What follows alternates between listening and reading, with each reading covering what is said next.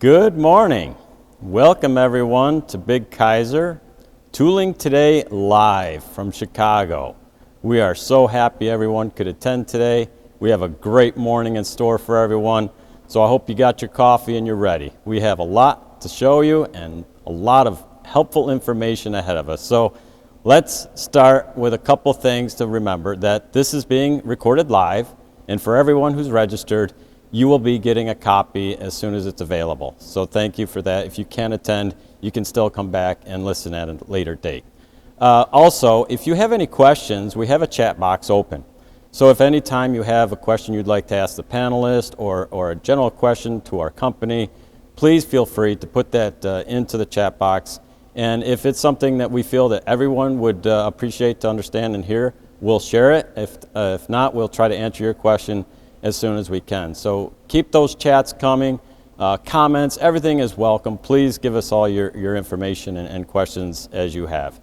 And with that, I would like to start in with our first session today and introduce a good friend of mine, Wade Anderson from DAISHOWA-Americas. And Wade has traveled to Chicago. Yep. Thank you for coming. It's great to see you here. I didn't know if we'd ever get to see people face to face again, but I'm really appreciative that you were able to make the trip, come up here and join us today. And Wade is Director of Partners and Think, amongst a couple other things that you do, product manager or product specialist for all the different products you offer at Akuma. And we've known each other for several years now, and right. We always have a great conversation, which was part of the reason that I thought of this little topic about some of the things that customers who are looking at new equipment or used equipment should really think about before they pull the trigger. You know, and sure. I know the sales guys would all say, hey, make sure they don't think too much because they might change their mind. But, you know, from our side, the technical side, we want to make sure they get the right stuff. Right. So the topic is about 6 considerations. But before I get into those 6, let's talk a little bit about the difference between new and used equipment, because the used market could be a really good deal, but what are some of the things that you think you want to be really careful about on the used market? So that's a great topic. To me, you first have to start with the why. There's the old Japanese saying of 5 whys, you get to the root of any problem. So I always look at, why is the machine on the market?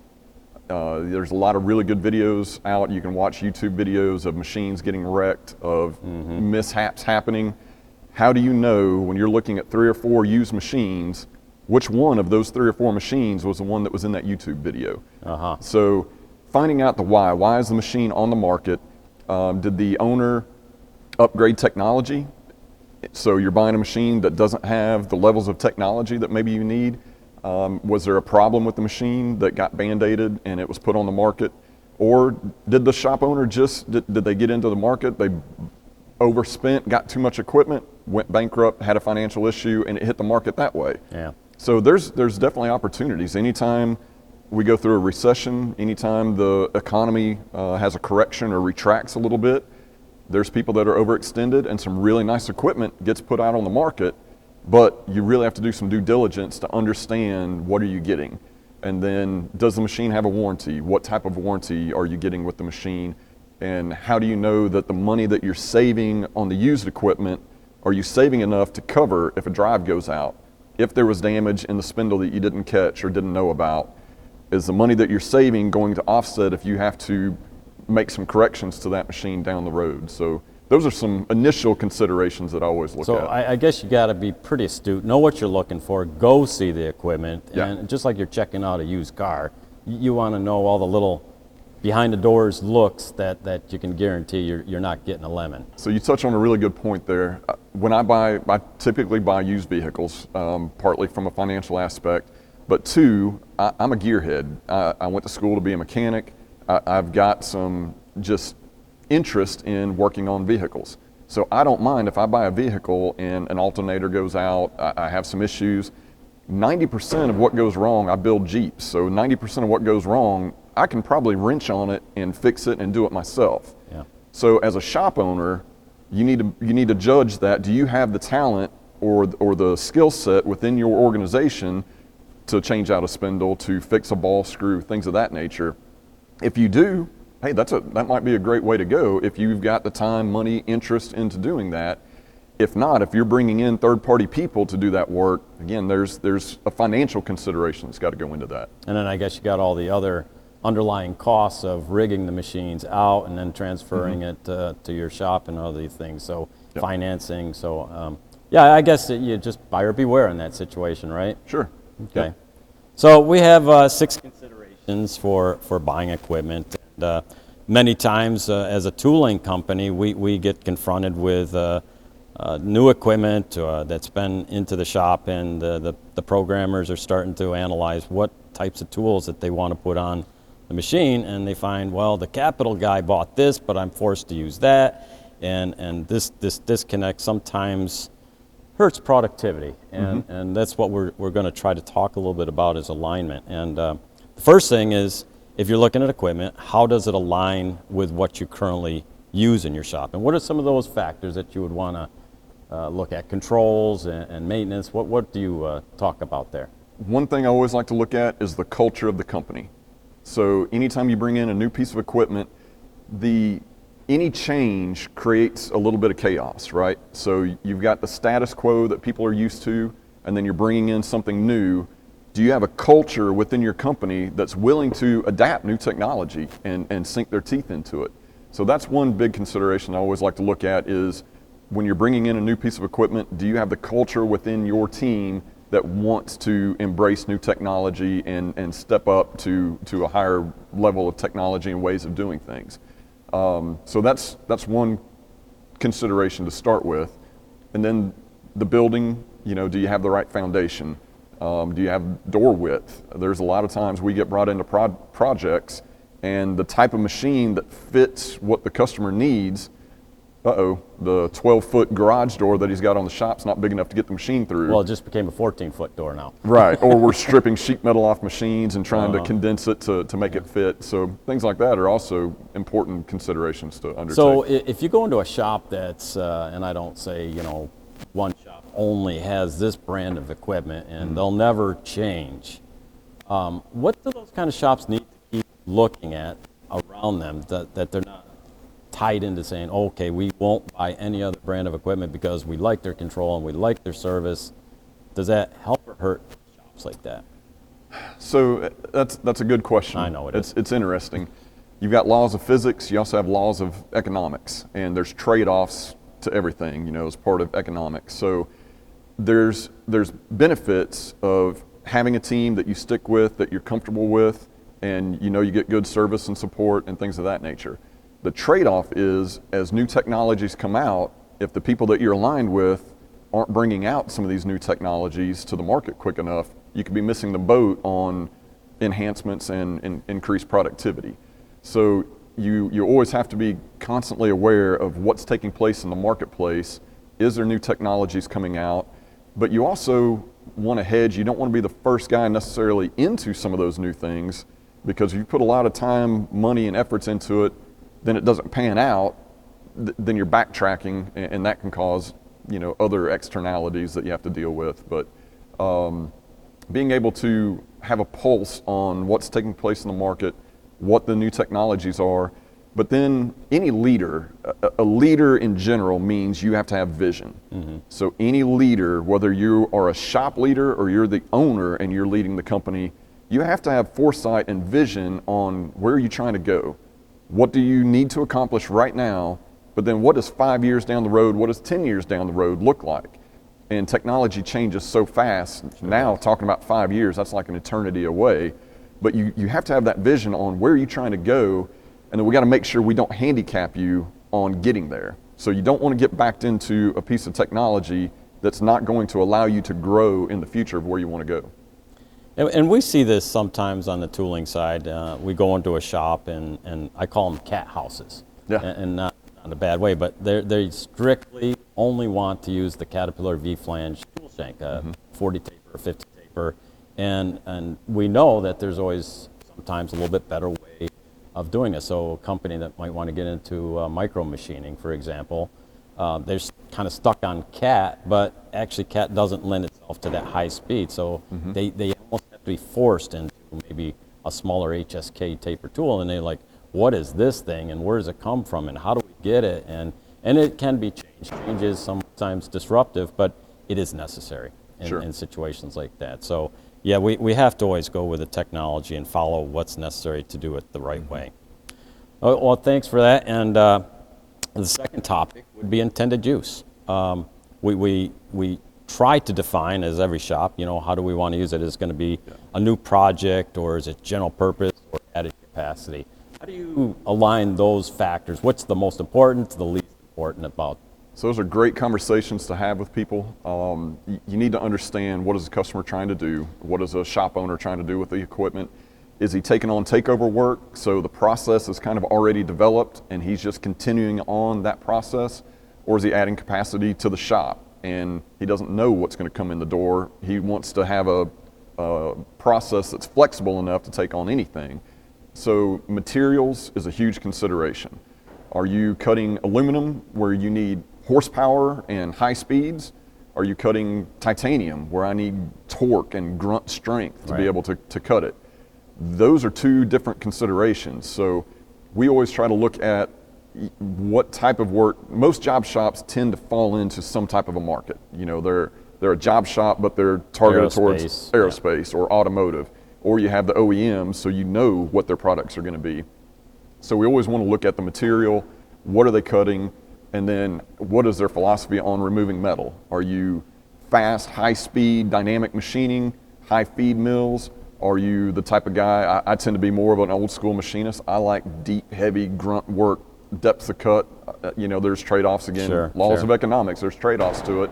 So what is their machining philosophy? How do they want to approach removing metal? And then now let's talk about which type of platform we need to go in. Mm-hmm. You start peeling the onion on spindles. You need an integral spindle. Do you need a geared head spindle? Boxway versus linear way. There's a lot of different considerations. And then tooling. What type of tool holders? I'd push that back to you. What do you look at when you're talking materials? How do you decipher, are we going with a Cat 40? Are we going with a Cat 50? Are we doing an HSK A100? How do you delineate that? Well, we're pretty much dictated by what the machine is coming equipped with. So we try to work around that. And sometimes we're pressed, and certainly Big Plus will give us a little advantage that maybe the customer hadn't intended they would have. Mm-hmm. And we can discover with them, and we talk with them, and say, your machine is a Big Plus equipped spindle, so we can take some of those heavier cuts that maybe you weren't expecting. And as far as, when we look at HSK or Big Plus or BT, there are certain advantages to each one. Sure. And certainly with, an HSK 100 horizontal boring mill, we have everything that they could probably want to use for heavy cutting as well as fine finishing. Mm-hmm. But where it gets a little bit fuzzy, I guess, is when you get into the smaller taper sizes and people are looking at, I want to do a little bit more roughing on this smaller machine, and like this tool right here, you can see that's designed for a small taper. Mm-hmm. You got to really get careful about projection and length, because that can really hurt you on those small spindles. Your bending moment. They kill you. Right. And it usually comes back to the tool, and that's the part that we are specialists at, is making it as short as possible to get the best cutting efficiency. Mm-hmm. So we try to look at those factors, and a lot of people like versatility. They like to be able to use shrink fit, so they put straight shanks into them, mm-hmm. And that gives added flexibility, of course. So that's working into our favor sometimes too. But I think the customers have to select what's the right tool holder for the application, and try not to do general purpose. This is how we always did it in the past, and honestly, doing it the way we did it in the past is usually a side lock end mill holder. And we don't like those. We sell them, we just don't really like them because they don't make the machine or the tools look much better than they were before. I love, anytime I hear somebody say, well, we do it this way because that's the way we've always done it. I love to hear that, because that perks my ears up to know, okay, there's opportunities here. We can make it better. Because if you've been doing things the way you've always done it, I promise you, technology is passing by right as you're speaking, and there's better ways that we can peel the onion on that and come up with a new process that's going to make you more efficient. And we know that doing something differently probably costs more, right? So if you're used to paying certain amounts for things, and that's how you always did it, of course you know what you're going to pay for. New technology does cost a little bit more, but usually you're going to see the benefits. And typically, 1 year after we introduce a new technology, a new tool holding system or whatever to a customer, there's no regrets. In fact, they're very appreciative, and a couple times they'll say, wish we'd have done this years ago. Right. You know? So it's the old adage, a mentor of mine once told me, pay me now or pay me later. Right. So, you know, you got to look at the financial return on it and then understand when I make this change, is that going to improve my financial outlook on the process and the parts that I'm making? So that's something that has to be looked at when you're looking at new technologies. Right. So let's go right over into the workpiece size and types. Okay. New job, I got to have something tomorrow. Just give me a machine at least this. Delivery. Or bigger. I don't care if it's bigger, I can work with that, Yep. but what is some of the issues when you think about that mentality? Just give me whatever you got and I'll make it work. Right. Well, one, you settle sometimes. There's times we're fortunate enough, we bring in a lot of machines into inventory. Most builders do. I'm not just speaking for Okuma. All your top machine tool builders, we inventory and we stock machines in the U.S. at different warehousing locations. So a lot of times we have a lot of inventory that we can pull from, and we're fortunate enough that we've got the right mix that will match what the customer needs. Other times though, unfortunately, we may not have the exact specification that a customer wants. So he says, well, just get me the closest thing you can that can be delivered quickly. Well, there, you're trading off, right? There's going to be some features or perhaps optional content, things of that nature that machine doesn't have. Maybe you're settling for a Cat 40 when you really wanted a Cat 50. One of the things that is playing a deeper role today is automation. So if you look at automation, you start building a process for an automated cell, and then you need to incorporate another machine into it. Does the pallet change? If you're talking like a horizontal or a 5-axis machine where you're moving pallets in and out, are the cones the same? The cone spacing on the pallets, can you interface that without additional heartburn with adding a different flavor after machine the into fact, it? it's going to be pretty hard to change that up to be the same stuff and probably a lot more expensive. You look at FMS systems for an example. Can that FMS system and the machine that you're plugging into it, can it handle a mix of different types of pallets? So those are considerations that you got to think of as well. Yeah, we see it too on a new piece of equipment is installed, and they'll bring in the old fixtures, tombstone or whatever, and there's we just need to upgrade the equipment. We want to put it on this new piece of equipment, but the strokes are different. And all of a sudden they get it up there, and the first thing they put a tool in there, and it's like, we've been running this for 5 years or 10 years in production the old way, but now all of a sudden you alarm the machine, we can't get to the part. Yeah. And so what's the first thing they do is they say, get longer tool holders. That's the easy fix, right? So we usually get some of those panic buys, say we need some 8-inch gauge length Cat 50s, shell mill holders. It's physics, and the longer that gets, the more the bending moments increase, the less cuts you can take, and that's the sacrifices we see. Yeah. And there's no way around that. But I would like to say, maybe instead of panic buy, do you have a little time to maybe look at that work holding? Can you refixture it, get it to the center of the pallet, maybe raise it up? That's another issue we always see. They're too close to the table and they can't get the spindle over it, and it has to stop. That's those dead zones for the horizontal machining centers.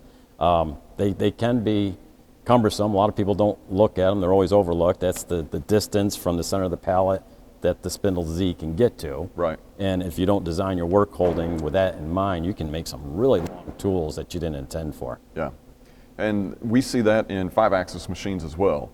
You can look at a part and you look at the working envelope of the machine, and on paper it looks like part A fits machine B, until you start swinging this part up and you're trying to get reach, and all of a sudden your travels that on paper look like you were great, you're either too short or too long. Yeah, those trunnions and it takes whatnot. a lot of forethought to work through and make sure you've got the reach needed and the clearance to work your way around some of these more higher tech parts with the more increased geometries on it. So I guess going the other way, you know, if you can find a machine that's bigger than what you need, has the bigger envelope, has the strokes and the work pieces and all that'll fit on there. The downside, I guess, would probably be that you're going to probably sacrifice spindle speed or rapid rates or something like that, right? Right. So again, you've got trade-offs. Now, I'm typically a fan of, especially we're talking horizontals, things of that nature. When in doubt, I like to go bigger because a lot of times I can get a lot more parts on a tombstone or on a pallet. On a 5-axis machine, I might do some more creative fixturing, get more progressive fixturing, things of that nature if I go larger. But you get into reach issues. In turning, especially as your diameter changes, a lot of times your RPMs are sacrificed. So you go to a large diameter lathe, your RPMs are slower. Well, if you got to make a really small part, you don't have enough surface footage to be able to make the cuts that you need. Correct. So those are things that's got to be weighed out and determined whether or not what's your family of part size look like, and will you be able to hit the surface footage that you need to make the cuts that you need. Yeah, and you know, we have ways around that on the milling side. If a customer has micro machining that they wanted to do on a 50 taper machine, there are attachments that we can put onto a standard machine, like an air spindle or a geared drive spindle speeder. So what kind of RPMs do you get out of a speeder head like that? So the air spindles are anywhere from 50,000 to 80,000 RPM, but the torque is very low. So we have some customers that are doing extremely large space vessel components, and they got some really small tools, but they need it on a 50 taper machine, of course, and that's only a 5 or 8,000 RPM spindle. So trying to put a 60,000 cutter on these machines just wears them out. Just flat wears them out because they're running at such high speed. And that's a great application for an air-driven spindle because you're never rotating the spindle anymore. It just stays stagnant and moves over with the air spindle. So it's a great application for that. So it's not the fit for everything, but it's the right tool for the right application. Absolutely. Yep. And you know, a lot of times though, we'll find that they don't want to use 60,000 cutters. They're like, hey, it worked so good there. Why not use an 1/8 inch or a 1/4 inch or 3/16 bigger cutters? And you know, the torque's just not there on some of these products. You got to get into geared systems once you get over 90 or 100 thousandths in diameter. It's just not there. Okay.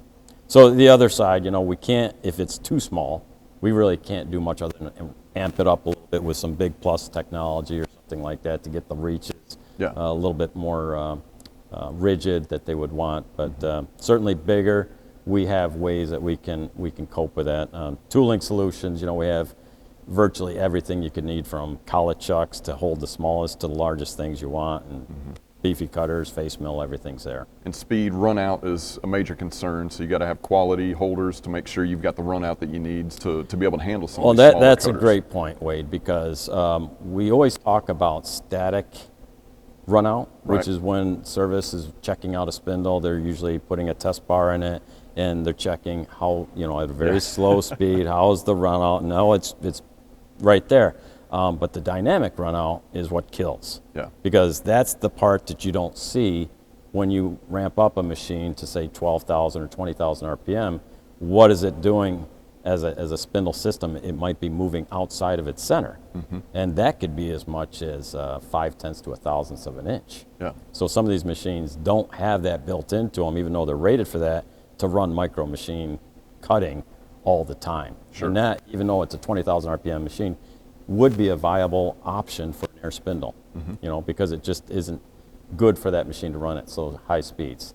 And that kind of gets you into the areas of, do we need to balance our tool holders, or can we take the stock holders off the shelf in those sense? So where do you make the determination on when do you need a balanced tool holder versus when you can just take a stock one off the shelf? Yeah, that's a slippery one to answer, but generally speaking, I rate that on a 40 taper with our products. If it's a quality hydraulic chuck or collet chuck or something that I know is designed for high speed, up to 12,000 RPM does not need any additional balancing. And for short time, you could run them up to 20,000 RPM.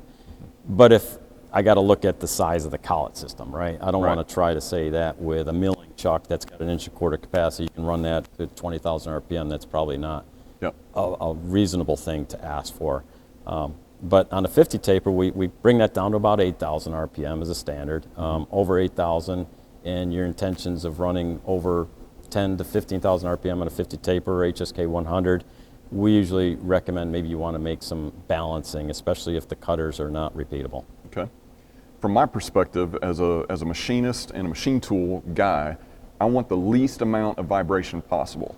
So the one thing I'm saying most, generally speaking, most of our cutters are carbide, some sort of carbide.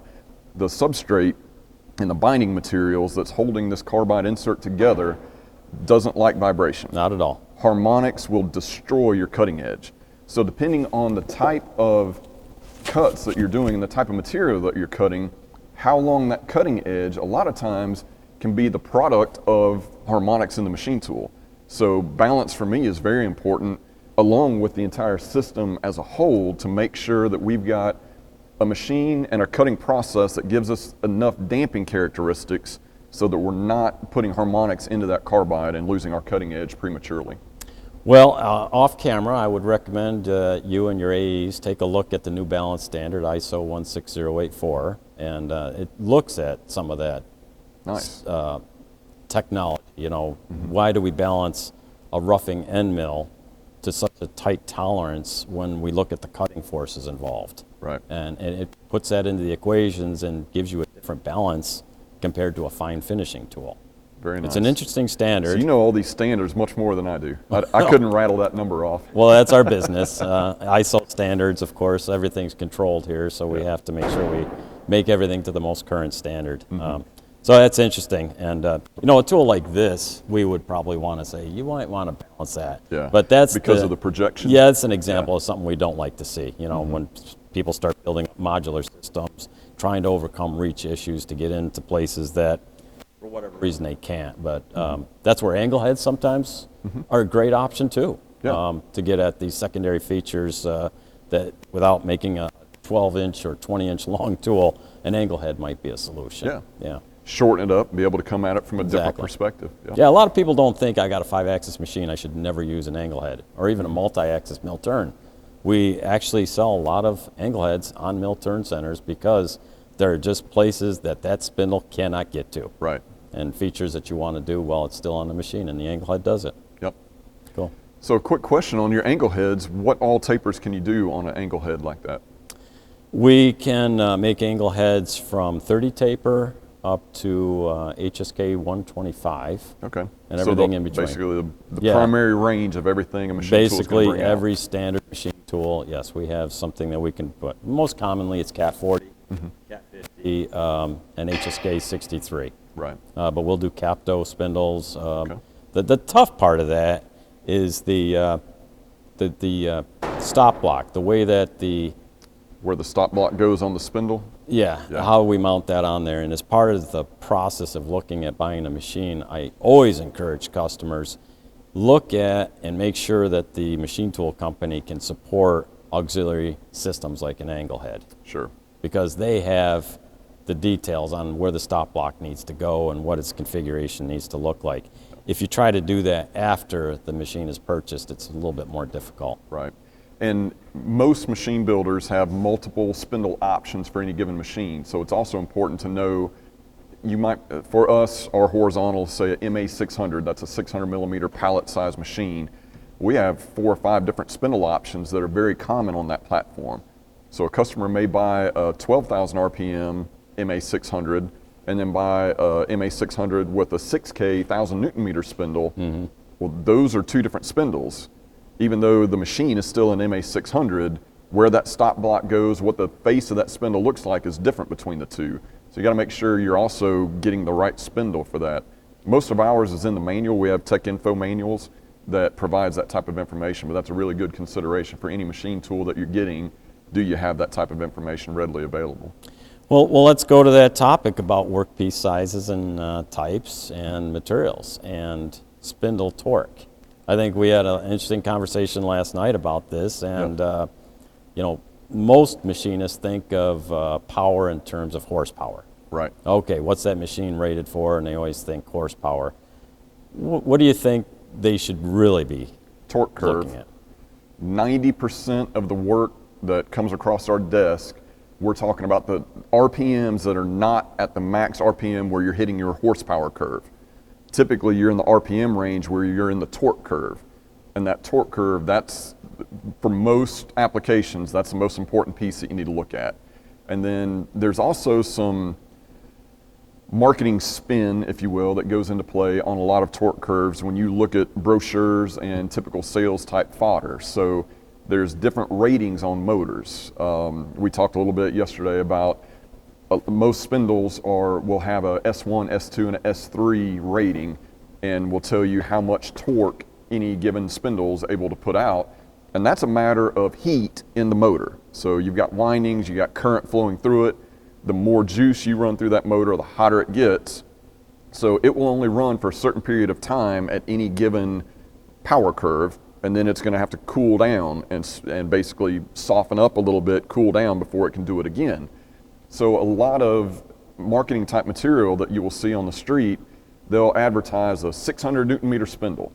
Well, when you look at the curve, it's a S3 rating, which is a very small amount of time. Most of the time, the S3 rating is not long enough to really get into the cut very good. And then you drop down to an S2 rating, which is typically a percentage. For Okuma, we give it in a matter of time. So a 10-minute, a 15-minute, a 30-minute window of what an S2 rating is. Normally, that S2 rating is a long enough amount of time that you're getting machine processes done. And then you have your continuous torque, which is your S1 rating. So anytime you're judging and comparing machine tools, make sure you're looking at your S1 or S2 rating on your torque. The S3 looks great on brochures, but typically it's not a long enough period of time to actually do any real machining with. So is that something you would be a little more concerned on turning machines or more on milling? For me, more on milling. We see that a lot more on milling, okay. Yes. S3 ratings on a lot of publications is such a very short window. When you overlay different companies' torque curves and you look at continuous and continuous and S2, the intermittent power, those are your curves that really is what you need to do the type of work that you're actually shipping out of your doors. So when you rate this machine as 30 horsepower. So 30 horsepower, that's at your top RPM, and then that's a continuous rating. So we have 199 Newton meter torque. So for the S2, and I think it's 15 minutes. I don't have my torque curve in front of me. We won't hold you to anything. Yeah, but I think it's around 15 minutes. So for 15 minutes, you can get 199 Newton meters of torque, or 30 horsepower if you're up at the top RPM. When you go to continuous, that one I think is 149 Newton meters. So you drop a little bit for a continuous torque, and then same with the RPM. Well, I don't want to let out too much of what's coming up behind this presentation, but one of the things that we were going to show, or are going to show, is an insert drill on this particular 40 taper machine, and I wanted to see how big of a drill we could push through here.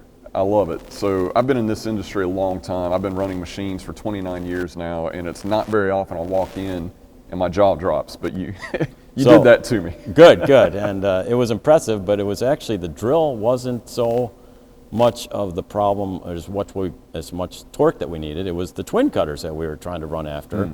And for years, we've always been, or I've always been looking at, okay, is it a geared head? What speed do I need to be? I always looked at the RPM to make the cut, because if you don't choose the right RPM based on the torque curve, it'll make or break the application. It'll just stall the machine, and they'll say, well, okay, we'll just keep reducing the depth of cut. Right. Actually, if you look at your torque curves, you might make it work. You just got to get your RPMs up, or down. Or down, it depends, right, depending which on way it goes. where you're at.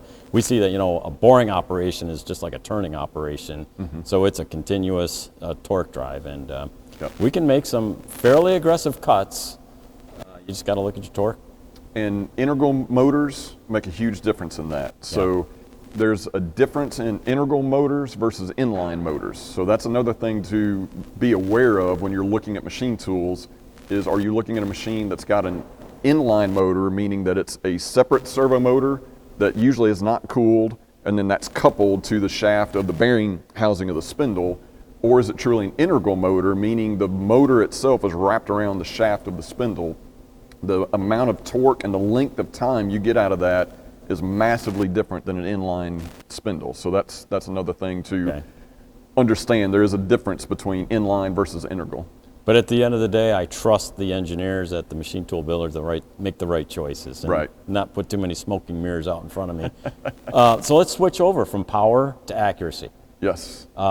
Obviously, that's a great conversation. That's a tough one because, you know, what kind of parts am I going to make? Are they going to be highest accuracy or just... I wish I had a part sitting here in front of me. Unfortunately, I didn't bring one, but... I'll use this as an example. Sure. A lot of customers will come to us and say, hey, I make this widget. How accurate can your machine make this part? That's a whole different conversation. I can tell you how accurate my machine is and what we expect out of it, but how accurate your part is, there's a lot of variables that go into actually making that part. What is your R&R and your work holding? Yep. It's disheartening how many customers we talk to and we start getting into this accuracy conversation, and I'll say, what's your gauge R&R on your work holding? Deer in headlights. They have no clue. They've never measured it. Well, if you need to hold 3 microns on your part, and I can dial a machine into that point, but your work holding is only good within 10 microns, you're never going to hold the tolerance you want to hold on that part. So the strategy on how we remove metal will make a difference on the tolerance that you're going to be able to hold on the part. So there's a lot of consideration that goes into how do we hold the part, what's our gauge R&R, what's the strategy of how we're removing metal, that are all considerations that goes into tolerance as well as the environment that the machine is in. So the book values, the catalog values that I read online or from the marketing department, which ones do I gotta take with a grain of salt? Which ones are accurate and which ones are misrepresented? Which ones are... That's a tough one to answer. So different builders advertise different ways. So speaking for Okuma, we advertise through an ISO 230 standard. So we can tell you that our machine... You knew an ISO standard. I knew one. So I can tell you, this machine is a bidirectional. We measure it 5 times and we do all this. And then we do a Sigma, I think it's a Sigma 3, so we do a probability band. So when you look at our proposals or brochures, the accuracy that you're reading is basically a probability band that 99.7 will fall in. The bell curve, yeah. That doesn't tell me how accurate I can make that part, right? So that's the frustration level sometimes that a guy like myself gets involved in.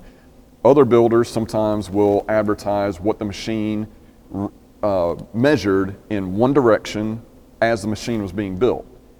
So 2 complete different, you're comparing apples to bananas at that point. So once you put weight covers on the machine, you're adding friction and drag to it. Well, if you measure the machine with all that removed, it's going to look different than what it does when the machine is fully assembled. So we measure ours fully assembled as it would be on the floor.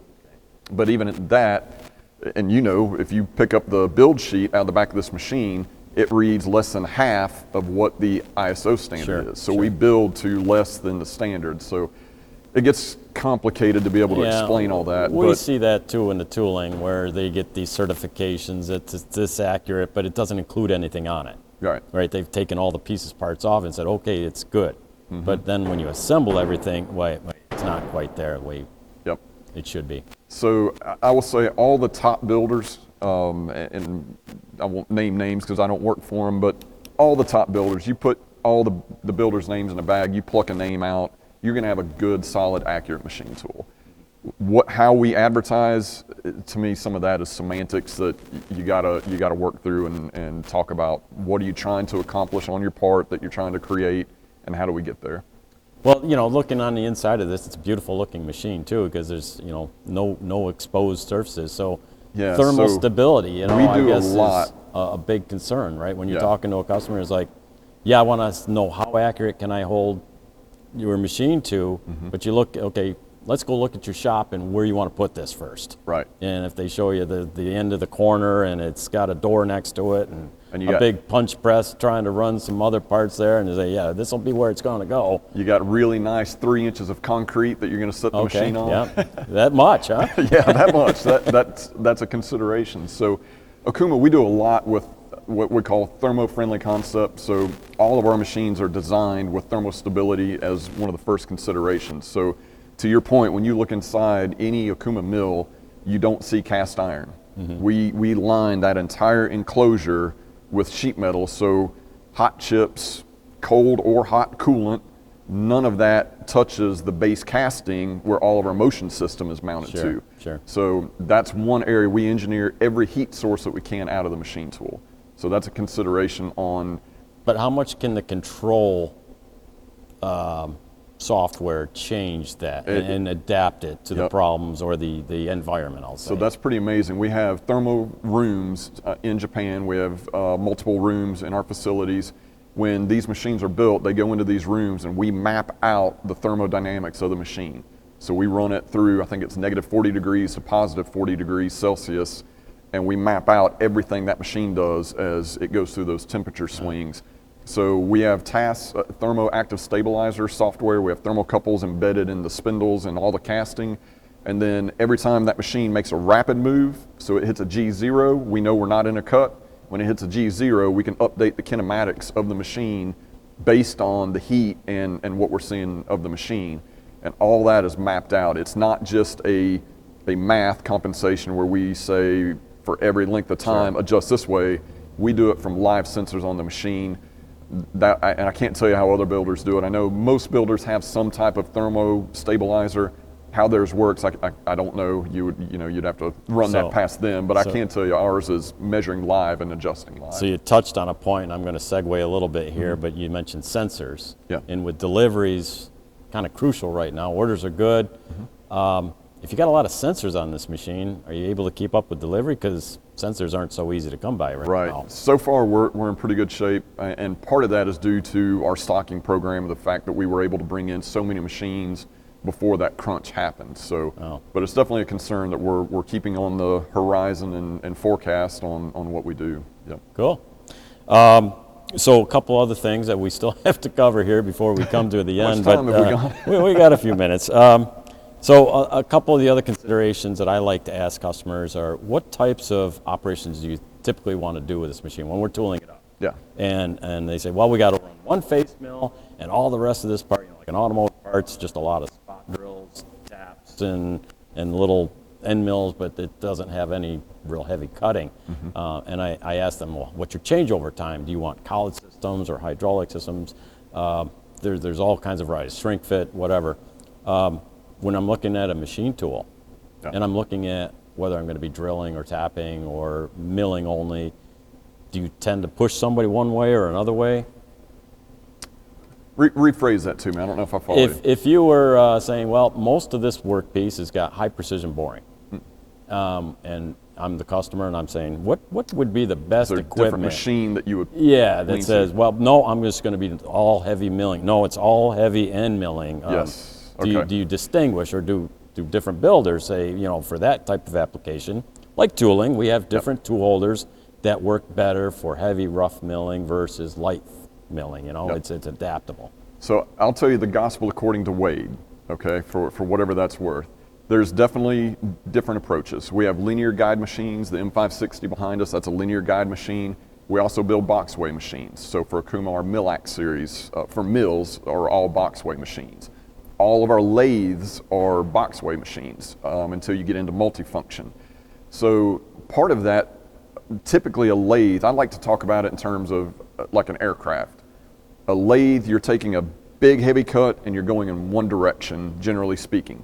So it's like you're loading everybody up on a 787 and you're flying to Germany or Japan. Then we have multifunction machines where you're doing typically more dynamic, fast movements. That's more like a fighter jet. You're doing fast, dynamic motion. Well, on that, do I want a boxway machine where you've got a lot of surface area contact? You've got stick slip that you got to overcome. So we built a phenomenal machine tool. We built our controls, our motors, our motion system and all that. We've got great control over the machine. But again, I think you mentioned it's the laws of physics. You have to overcome stiction in some way. We inject high pressure air and different things to elevate it. But you've got a lot more surface contact to overcome to do fast motion. So that's one consideration that I look at when I'm talking to customers. Another one that most people, or fewer people talk about, is what is your maintenance program? So you can have a boxway machine. I'm a fan of big, heavy machine tools. That's just ingrained in my blood. But those gibs are adjustable. You have to adjust them and you have to maintain them. So if you've got a boxway machine and a geared headstock and you're all proud that I've got this big massive machine, but you don't maintain it for 2 or 3 years and that surface wears and you haven't adjusted the gib, all the rigidity and strength that you thought you once had, you no longer have. And you'll notice you're not getting the cutting performance and you're getting more chatter and things like that. It's because you're not maintaining the machine tool. So a boxway machine has to be maintained. The gibs have to be maintained. If you've got turkite, a lot of times on big machines, you'll turkite those slides to give it less friction. That has to be maintained. A linear machine, you don't. No. So our MA600, we did a test cut against a machine with a big boxway geared spindle with our linear guide integral spindle, and we outperformed it. And some of that came into the engineering of the machine. We had a massive torque spindle, but our linear guides on that machine are massive when you look at it. Right. So we've got a lot of surface contact, even though it's a linear guide machine, because of the roller packs and the size. We're usually 1.5 to 2 times the size of anybody in that category. So there's trade-offs that you have to look at. But I look to the style of machining and then your maintenance program. Sure. So cool. So we're getting close to the end here. We've got a few more things to talk about, but options. I'm gonna end it on the options, which I think is probably the one area that the customer can guide the path of what they want on the floor. Do they want the power steering or not? And we see some of the options that aren't bought, and we kind of scratch our head. 10 years ago it was like through spindle cooling. And we'd see machines delivered, and they wanted to do big diameter drilling or boring, and they didn't get the through spindle cooling option because it either didn't come with it or they didn't want to pay for it, and they'd get through it. That one we scratched our head because that's so critical. And now I see it more. You got high pressure coolant systems through the tool, but they won't get the tooling that supports that. We've made incredible investments in the last 5 years on new ways to improve coolant delivery on the tool holder into the cut. Right. And they are a little bit more expensive because you got a lot more holes you got to put in the tool holder. You still got to do some balancing.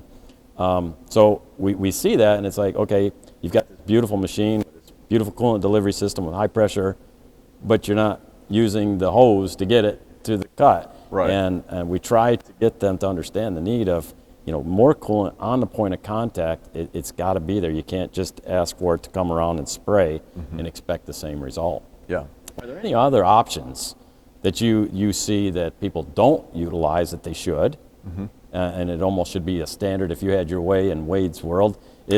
Could I just make the standard on all the machines so that people wouldn't have this option to buy it? It should be there all the time. Right. And high pressure coolant, that's a starting point. 1,000 PSI, as far as I'm concerned, should be standard. On mills especially, turning, maybe not so much depending on the type of materials that you're cutting. When you're getting into mills, why would you not at least start at 1,000 PSI? We're seeing a lot of customers, as materials are getting more difficult to machine, you get into more of the Hastelloys, Waspaloys, the Impossiloys. We're seeing customers go above 3,000 PSI coolant. So it depends on the type of work that you're doing. But 1,000 PSI coolant with a lot of shower coolant, that's always a very big concern. Chip control is one of the most important aspects of machining. Whether you're machining titanium and you don't want to recut the chip, or if you're trying to put automation onto a machine, if you can't control the chip, you cannot automate the machine. And I think it goes without saying the world is going more and more automated. So being able to have that forethought to say, okay, right now my machine, I'm going to have an operator loading parts. 5 years down the road, that might not be the case. Sure. So are you setting yourself up in a way that you can add automation down the road if you need to? And to me, shower coolant, air blows, things like that, to be able to get into all the little nooks and crannies that could create a problem somewhere down the road. Everybody's machining process is a little bit different, so chips, I can walk up to 5 machines, all the same flavor of machine, but chips will be accumulated in different areas based on the geometry and the way that they're cutting.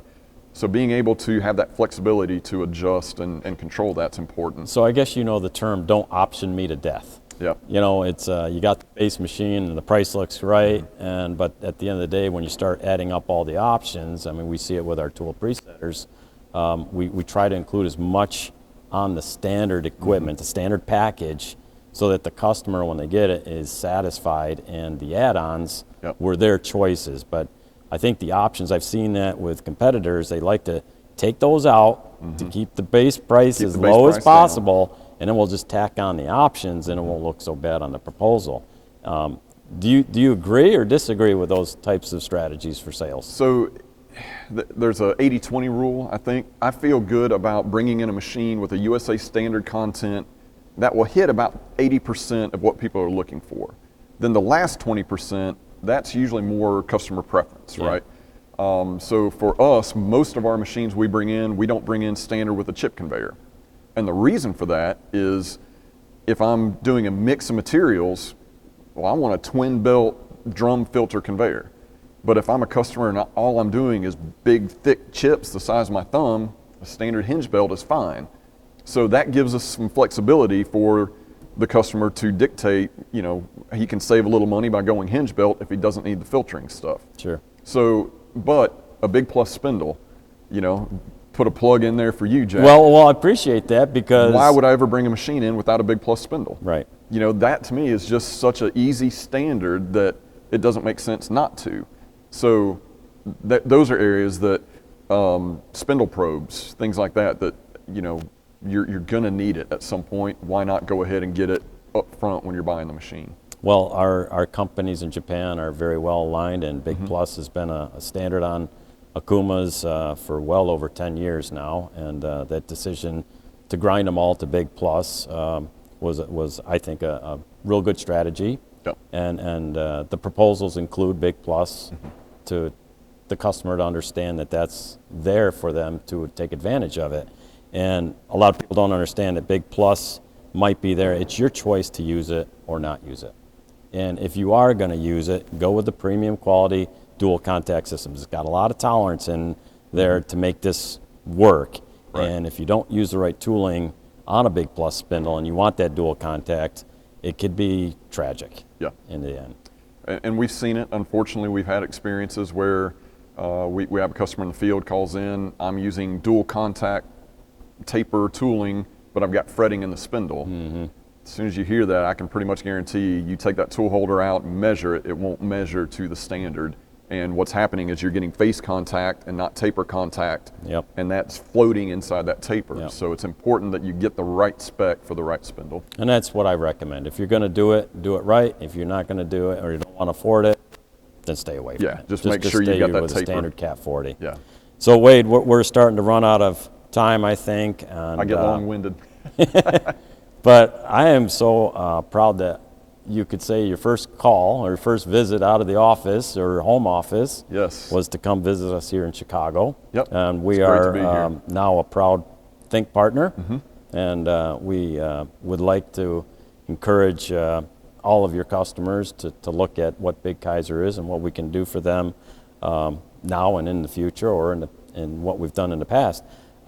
Think Partners, I think, is a great model for bringing two technologies together, and to make the customer aware of what the best options are. So it is a system, and there's a lot of moving parts in this, and it's not just the machine, the control, or the tools. The work holding plays into that, and of course, I think shop personnel.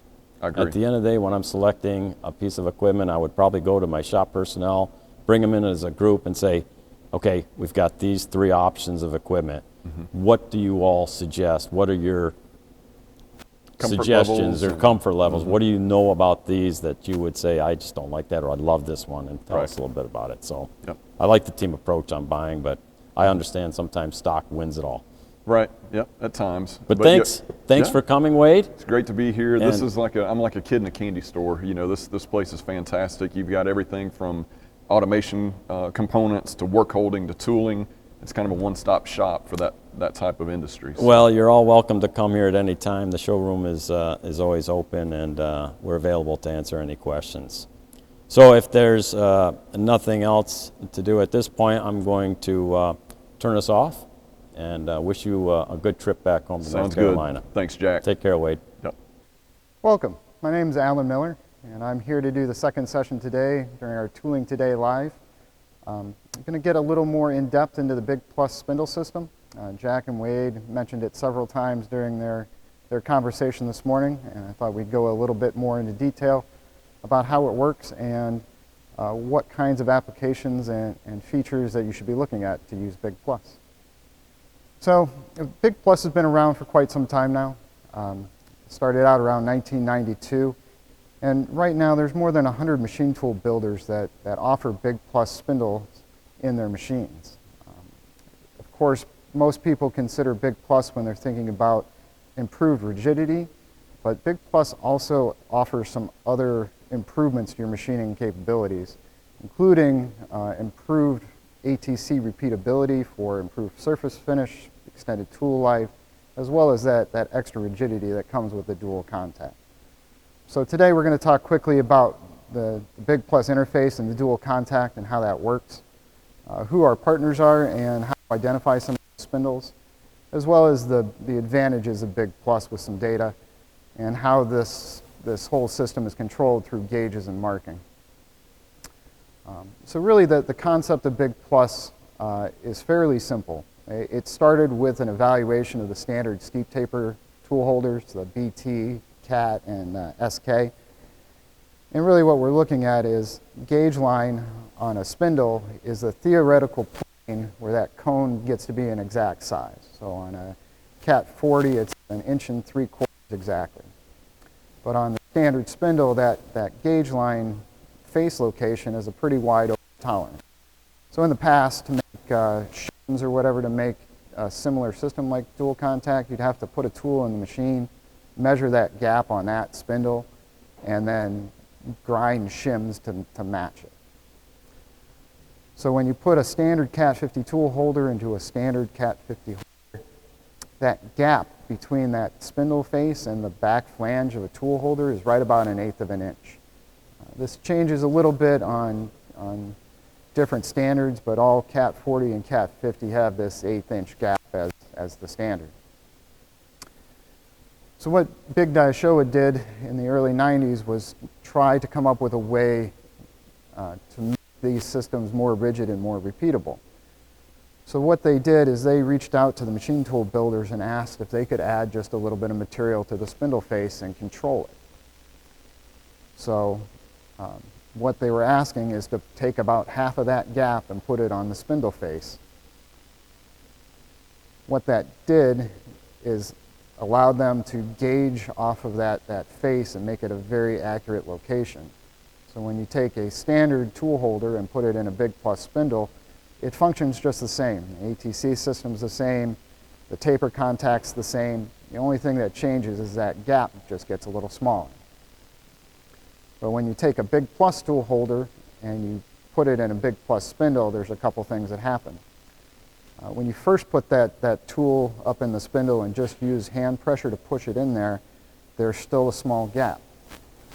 Now, Big Plus is designed in such a way that as that retention system's activated and the tool gets pulled up into the spindle, the taper elastically deforms.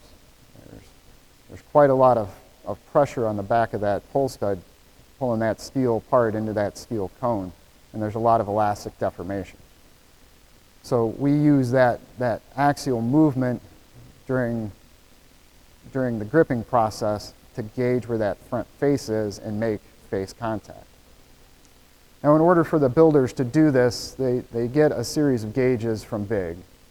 There's a master ring gauge, which is just a cone with a reference to that face location kind of zeroed out. But more importantly, they also get a master arbor. This is where the tolerancing of the Big Plus system comes in.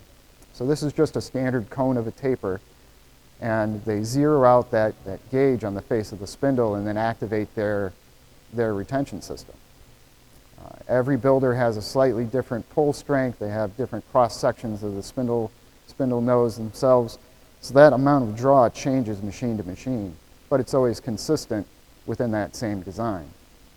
So using that master arbor, they go ahead and they set their known tolerance and use that measuring device to physically measure it. The nice thing about this is once they have this set of gauges for 30, 40, or 50 taper, they don't pay individual licensing fees. So once they have this set, they can make as many spindles as they want. And a lot of companies have just decided to go with Big Plus across the board to simplify their supply chain. If it's just a simple grinding operation on the face of their spindle, why make 2 spindles when you could just make everything Big Plus? So as of now, there's over 180 spindle builders worldwide that offer Big Plus spindles as either an option or as a standard as part of their machines. So the hardest thing for some people to do is just to identify these machines. In this case, I've brought up a Cat 40 example because it's probably the strangest. This has something to do with that standard gap on a Cat 40 being an 1/8 inch and a BT being 2 millimeters. So what they did is they made that gap split on the BT side. So when we're looking at a Cat 40 spindle and a Cat 40 tool holder, you'll see about that 1/8 inch gap. When you take a Big Plus spindle and a standard Cat 40 tool holder, that gap will drop down to about 85 thou. That's something that you can visually see most times, and if not, you can take a quick measurement just to identify that, hey, this machine is potentially a Big Plus spindle. Beyond that, when you take a Big Plus spindle and put a Big Plus holder in it, you're going to see that face contact. So again, the concept of Big Plus is in the rigidity, at least the first phase. And really what we're looking at is as that tool comes in and out of the spindle through the ATC system and gets pushed in, it locks up on that face and forces it back into the same place. So with that extra flange contact, the deflection that a tool holder, a cutting tool will see at length is decreased. So you get better stiffness, better geometrical accuracy, and just an overall better cut. Now because of that flange, as that tool goes in and out of the spindle, it comes back to exactly the same place. Standard steep taper holders like BT and CAT rely on that elastic deformation of the cone of the spindle around the shank of the tool.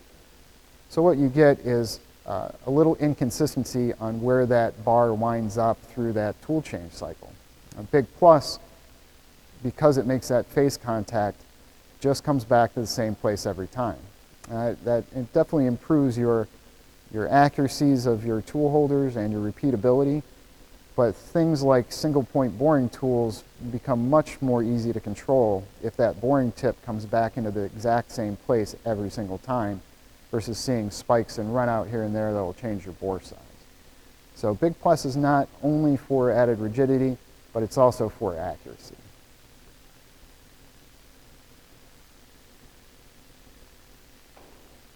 Here's a quick video of that ATC repeatability. So we use non-contact magnetic devices to measure the runout and did those tool changes over 50 times.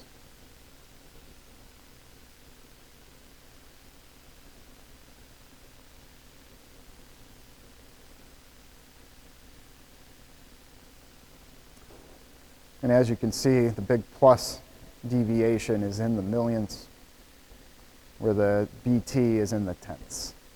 So just having that tool come back into place at exactly the same position can be a real lifesaver on certain applications. The third thing that Big Plus does is keeps your high-speed tool length the same throughout the process.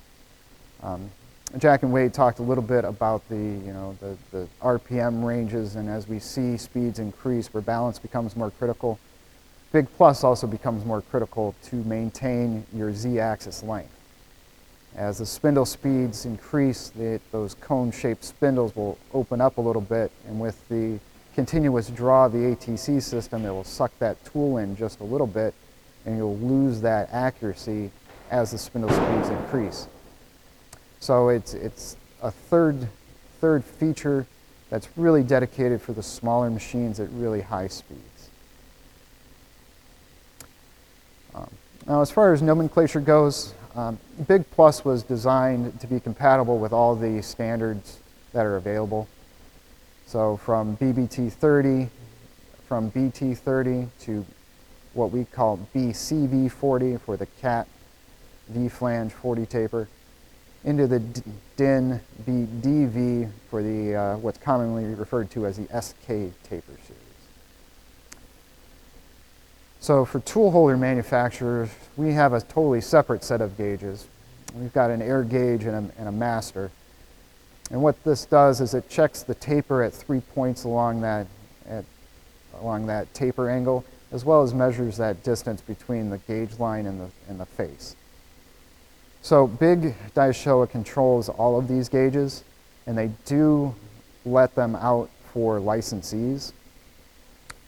But more importantly, it has to do with knowing the tolerance and being able to control all the tolerances and not just that one feature.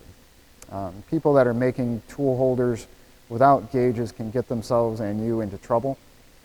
So with Big Plus, there's 3 possible outcomes. With a licensed holder and a licensed spindle, you're going to get the proper fit where you get really good taper contact as well as that face contact right at the very end. Condition 2 is if a tool holder manufacturer doesn't have a gauge and makes that face too close to gauge line, where it'll hit the spindle face first and won't make good taper contact. And these are the conditions you'll generally see, like Wade suggested, with fretting on the taper. So it's making contact on the face, but the taper's not centering and it's not making contact, so you'll see that real light haze of corrosion where it's vibrating.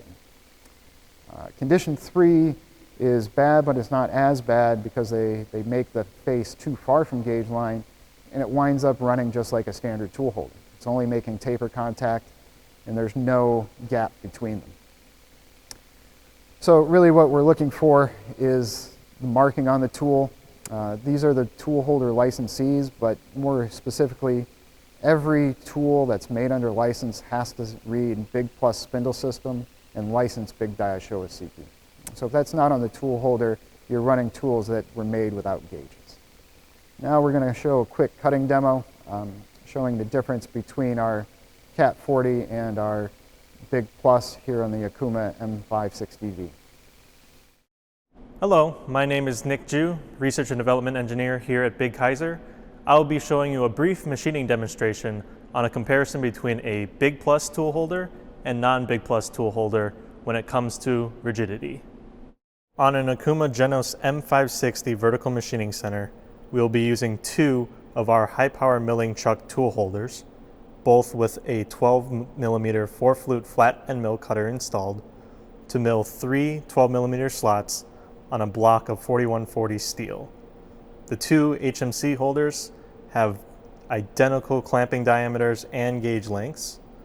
The only difference is that the first one on the left is a standard Cat 40 non-Big Plus shank, whereas the second holder has a Big Plus Cat 40 shank.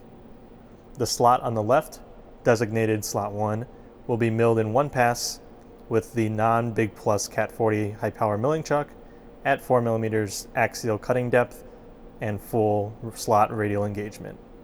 The middle slot, or slot 2, will be milled with identical cutting depths as well as identical feeds and speeds, but with the Big Plus version of our high power milling chuck.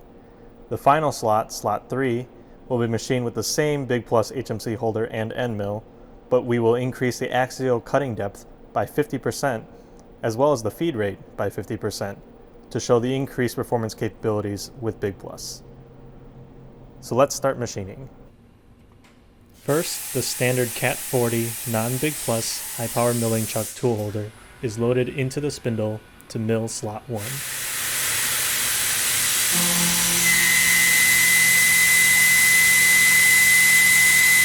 Chatter is immediately audible during this cut.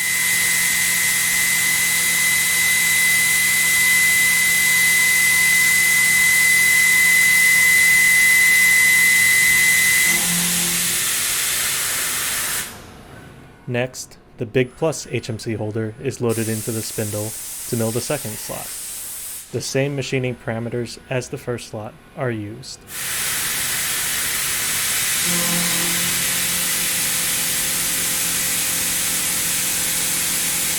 No audible chatter noise is generated during this cut.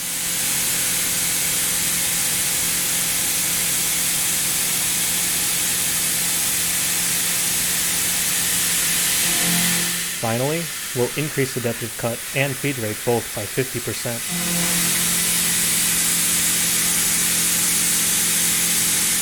Still no audible chatter is heard while cutting this third slot.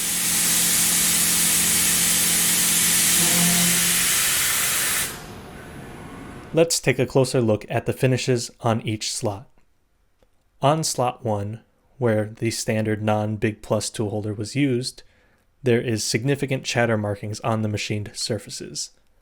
Using a surface roughness tester to measure the wall surface of this slot, an RA value of about 5 microns was obtained.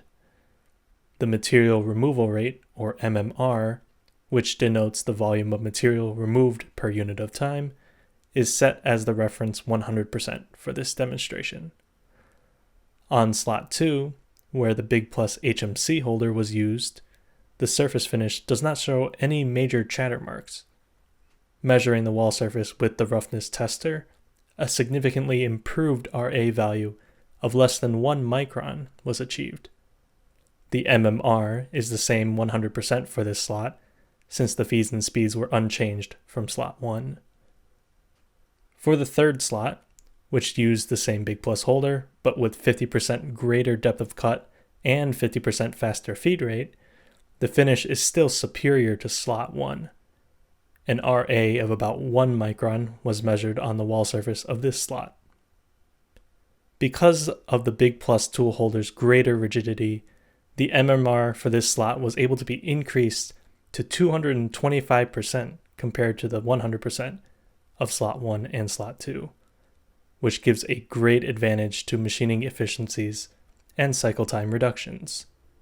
So that's a simple example of how Big Plus can greatly improve your material removal rates while still retaining superior finishes in milling, leading to greater performance and efficiency.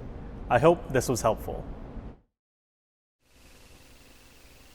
So that was just a quick example of the kind of cutting improvements you can get just by switching from a standard taper to a Big Plus. There's many applications out there that benefit from that dual contact of the spindle in the face for not only those heavy roughing applications, but the fine finishing as well. So I think we had a couple questions come up. Do I need to use Big Plus for every tool? Can I use a standard tool holder and a Big Plus spindle and vice versa? So we'll start with the easy part of this.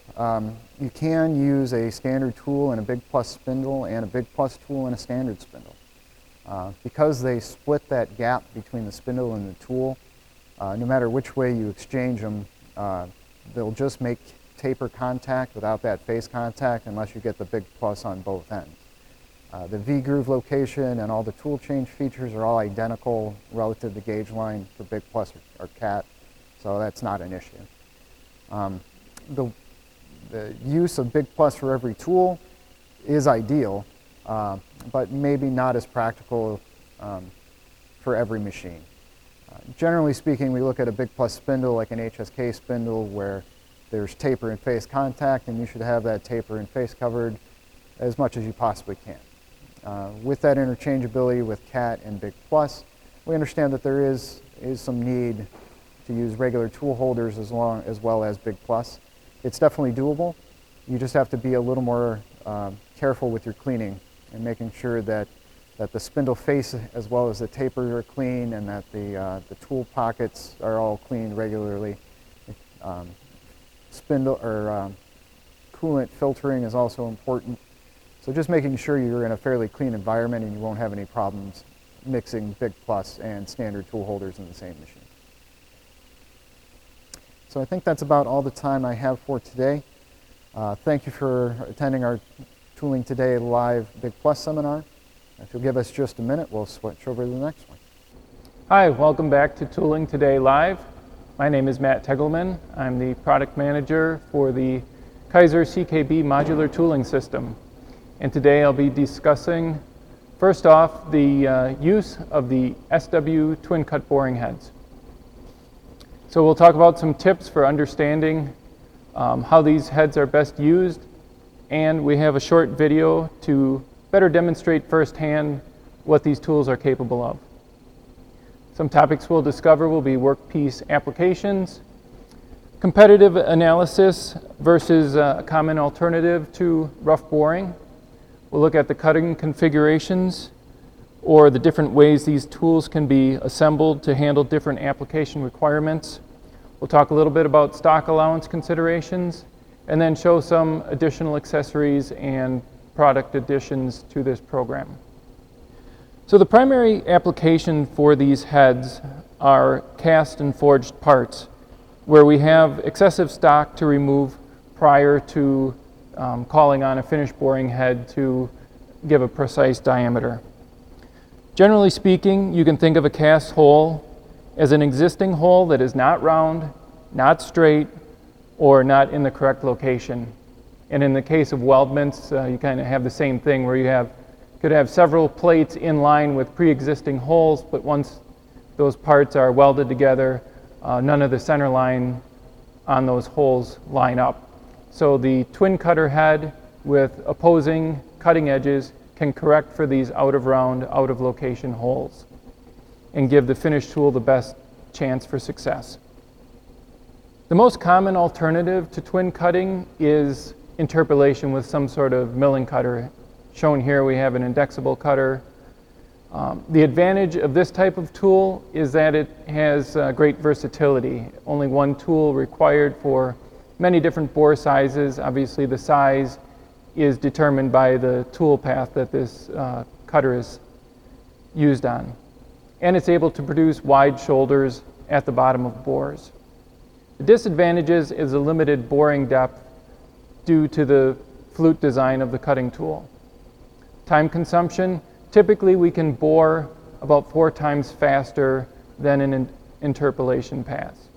You're also increasing the wear on your machine tool spindle due to continuous radial forces with the side milling cut, which also makes it unstable in long reach applications. As well as your indexable mills will require typically many more inserts than a twin cut boring head that just has 2. So perishable costs over time will be higher replacing the indexable inserts or a solid carbide cutting tool. The configuration of these boring tools, the most common configuration is balance cutting. This is where the inserts are set to the same diameter and height, resulting in cutting forces that are axial back into the spindle. So it's very stable for long reach applications, and it also permits the highest cutting speeds and feeds. Alternatively, step cutting is basically 2 tools in one operation. You have a longer leading insert holder cutting a smaller diameter, taking approximately half of the stock with the first insert, followed by the second insert set at your final size. This is primarily used for larger stock allowances and requires lower power consumption on the spindle for the same cut. Now we have a short demonstration cutting 4140 steel material to show the capabilities of the rough boring system. The first tool that we'll be running today is a 2.5-inch indexable insert drill. Like the boring tools, this drill has the CKB modular tool connection, so assembly is quick and easy through the use of the single tapered set screw. Inside the connection, the CKB floating pin handles the heavy torque load of this cut. This tool will be running at 470 surface feet per minute, rotational speed 720 RPM. With a chip load of 5 thousandths per revolution, our linear feed will be 3.6 inches per minute.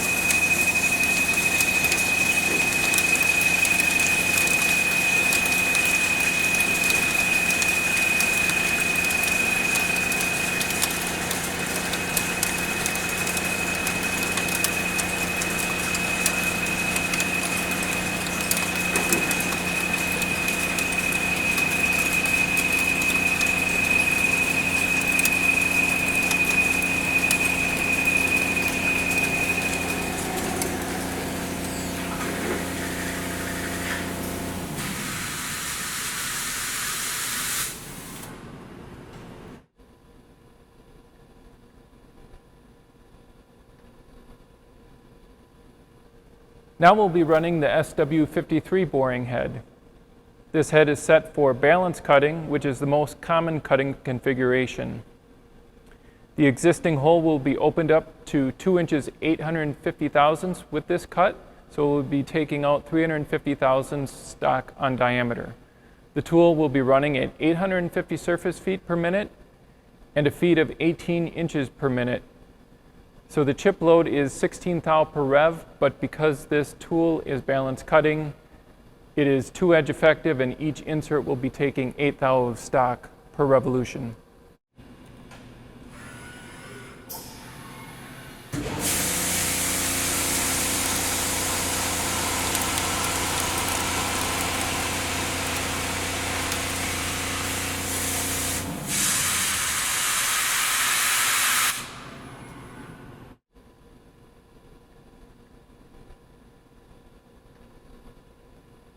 The last cut had a load of 135% of the spindle power at that speed.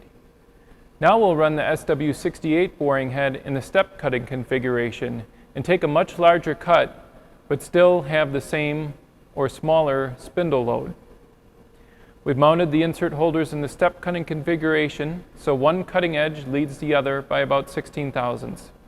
The lead insert was set to 3.2 inches and the shorter trailing insert set to 3.5. So in total, we're taking 650 thousandths out on diameter for this pass.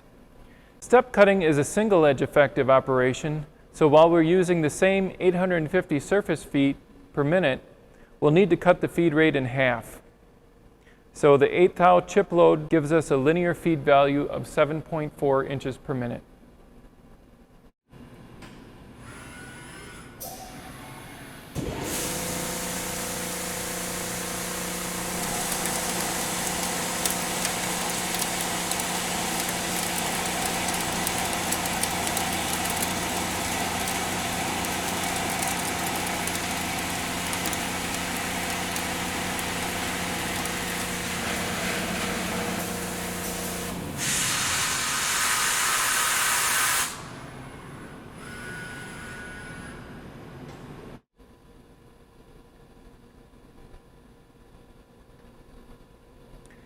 This cut generated a 128% load on the spindle. So now you see how the Big Kaiser SW rough boring tools can be configured for maximum productivity, whether it's high-speed semi-finishing or heavy stock allowance roughing. Okay, so it's easy to determine when you're trying to take too heavy a cut with these tools. You'll see issues like poor insert wear, bad surface finish due to poor chip evacuation, and chips that just can't be evacuated from the hole. But oftentimes what's harder to diagnose is too little material being used with these tools. It's easy to think that these twin cutters should be able to go twice as fast as a single point tool and get the same results. However, it's almost impossible to match the diameter of both inserts exactly. So when you're trying to feed at twice the rate, your surface finish can actually be much worse. And unless you completely bury the nose radius of the inserts, radial forces are introduced that may not be equal at all times in the cut, and this will likely lead to chatter. So the general rule of thumb is to have at least 10% more stock per side than the nose radius of the insert that you're using to make a stable cut. And if you have excessive core shift or out of round conditions, you should probably increase that to 20 to 25%. Here we're showing some additional products within the twin cutter boring line. The series MW is a small balance cut only type cutter for semi-finishing operations, offered in a straight shank design and coming soon with carbide shanks as well for longer length to diameter ratios. The standard SW boring heads going from 787 to 8-inch diameter in connection sizes 1 through 7. And then the Series 318 system, which is in of itself a modular system containing not only roughing but finishing components as well. Some accessory products that we offer for the rough boring heads are back boring insert holders. These are a complement to our finished boring heads where the insert holders can be turned around for back boring. Chamfering insert holders feature an adjustable insert cartridge that can be changed from anywhere from 15 to 75 degrees. And then face grooving insert holders sold in single pieces or in sets to produce grooves at a fraction of the time versus milling. We've also incorporated the smart damper system into our twin cutter heads. In this case, the damper mechanism is located closest to the cutting edges to most effectively absorb cutting vibrations. The modular design ensures that we can adapt heads to common spindle types. And like all of our boring tools, they are through tool coolant capable. Some quick review. Twin cutters are the best solution to correct existing holes for poor roundness, straightness, and location. Balance cutting is the most common configuration type for highest speeds and feeds in roughing and semi-finishing. Step boring is used for heavy stock allowance, excessive core shift, and to reduce chip width in long chipping materials. High pressure through tool coolant is important in heavy cuts to aid in chip evacuation. And remember the accessory products to allow more versatility from your investment in twin cutter heads. Now we're going to discuss the EWE digital boring head program. So we'll talk about the existing EWE program additions, modifications to the Big Kaiser boring tool app, and show our closed loop boring tool program. So the EWE boring head is a Bluetooth enabled digital boring head. We have digital solutions available for our entire boring range from 2 millimeters all the way up to 3 meters diameter. The same components are used for the digital heads as for the standard analog heads, so in most cases it's a plug-and-play solution. Our power supply for these heads is an industry standard, and the sensor technology inside uses magnetic resistance, so it's extremely precise and robust. Given that system with the sealing components in the head, we achieve an IP69K rating, so there are no restrictions on coolant use with these boring heads. The digital display is located on the head, plus through connection to the Big Kaiser app, we can also display the diameter settings on a mobile device. Why did we go digital? The primary reason is the accuracy. The analog version of this boring head has a 5/10 dial increment with 1/10 vernier markings. The digital version shows diameter corrections down to 50 millionths diameter. Backlash is not counted or not considered by the scale. The scale is only measuring the linear movement of the tool carrier independent of any backlash from the dial to the tool carrier. Clamping error is shown. So when you lock down the tool to make your cut, if that cartridge is moving, you'll see it. And given a specific torque load, you can calculate what that movement will be and use that information for more accurate settings going forward. The communication with the Big Kaiser app is our introduction into the industrial Internet of Things, where we have adjustment history being saved to the head and readable through the app. And it's a more user-friendly interface. On the smaller boring heads, a vernier scale can be somewhat difficult to read. Trying to remember which dial marking was started at the beginning of adjustment is not always easy versus the digital display. The Big Kaiser mobile app. This can be used as a secondary display for EWE diameter corrections, but it also features cutting data, not just for finishing heads, but for roughing tools as well. They're more convenient than the catalog tables and more accurate because they consider machine spindle taper size, boring depth, workpiece material, and what components are being used. They also contain the manuals for all of the boring tools, which demonstrate proper assembly techniques and provide spare parts info. And this is a free application available for iOS and Android devices. New developments with the app is now you can change some configuration parameters for the head. Like the EWD heads before, you can now switch the display units between inch and metric increments. You can also change connectivity settings for the head, power off, timing, as well as button sensitivity. Addition to the program includes smaller boring head sizes where the display is no longer on the boring head, but rather is displayed wirelessly through the Big Kaiser app or by the EWE reader shown. This is also good for shops where personal mobile devices are not allowed at the machine spindle. Now, to better show the communication between the heads and the app, we have a machine demonstration. Okay, now we have a sample application where I'm going to do some boring with the EWE 41 digital boring head. I've got a test piece here with 3 different bores in it, and they've been rough machined to 1" 750. Actually, they're measuring 1" 751. I have a target diameter of 1" 770, and I've preset this boring head to get us within 5 thou of our final size. So now I'll take the first measuring cut with the tool.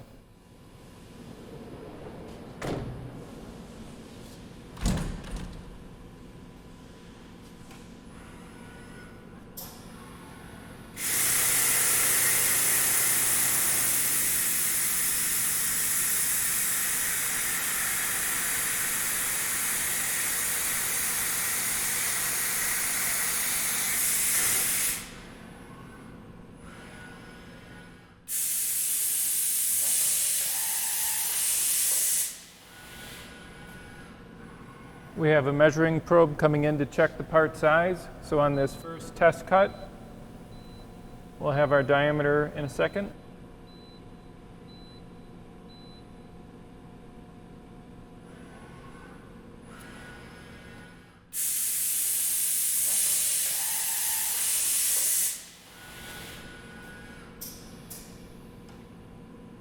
And we're at 1" 764, so I'll make a 5 thou adjustment and recut the same bore.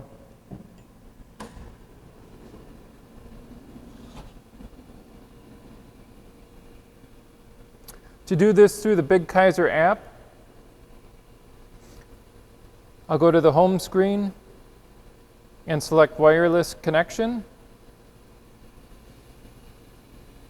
And when I turn on the boring head, it appears on the list. If there's any other heads that are currently on as well, it'll show a list of those heads, but each head is identified individually by serial number. When I click on the left-hand side of the menu, it comes up with some predetermined values that were already stored for this head, our target diameter of 1" 770. The next thing we need to input is our measured diameter. So we measured that at 1" 764. Our H7 tolerance is already input. So now when we go to the head and make our adjustment,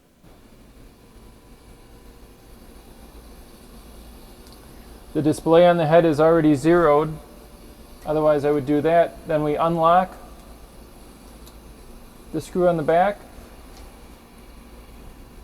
and turn the dial. And as we turn it, you can see the dial moving back and forth. Green is the center of our tolerance. When I lock it down, you'll see if there's a slight shift, and there was, of 50 millionths on the diameter. But it's still in the green, so we'll go ahead and take the next cut, cutting the same bore.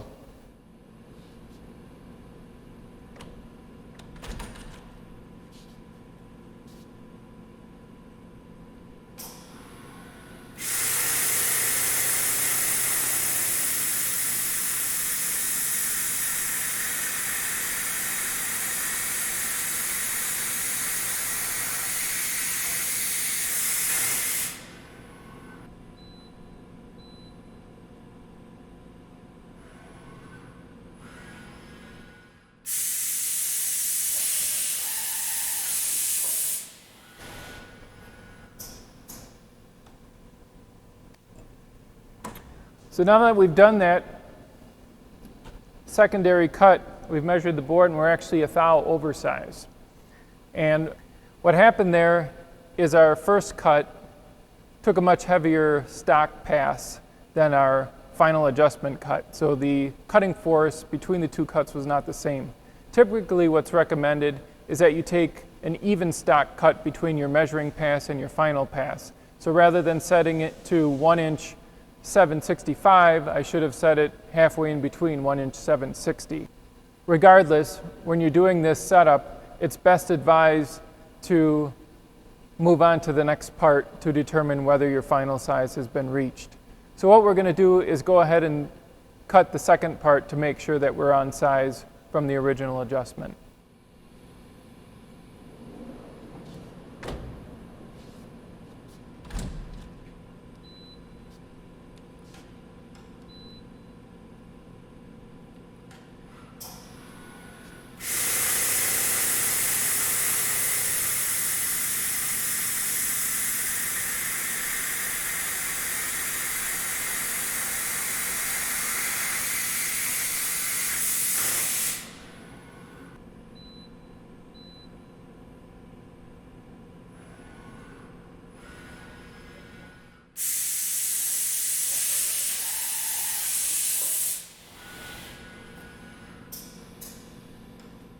And there indeed we did go back to the 1 inch 70 diameter that we were targeting. So we can go ahead and cut the third bore.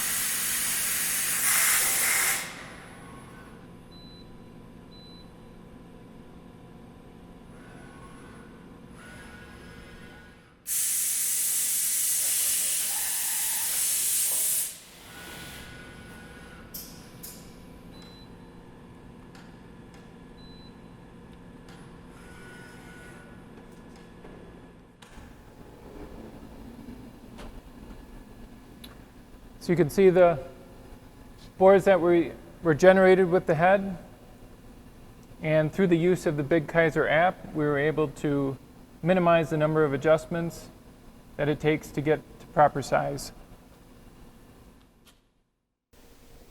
So now that we've achieved connectivity between the boring head and an external device, the next logical step is to close the loop.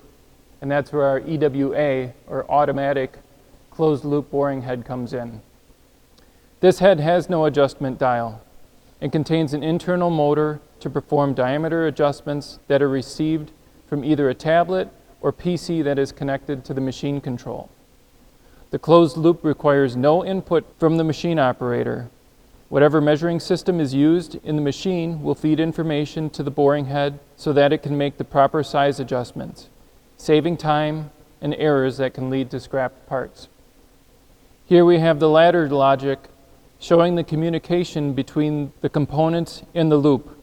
As machine controls migrate towards more app-based platforms, it should be possible to eliminate the external PC entirely and integrate the boring head software directly into the machine control. We're working hard to test the final prototypes for this product, and we're targeting an official release for EWA before the end of the year.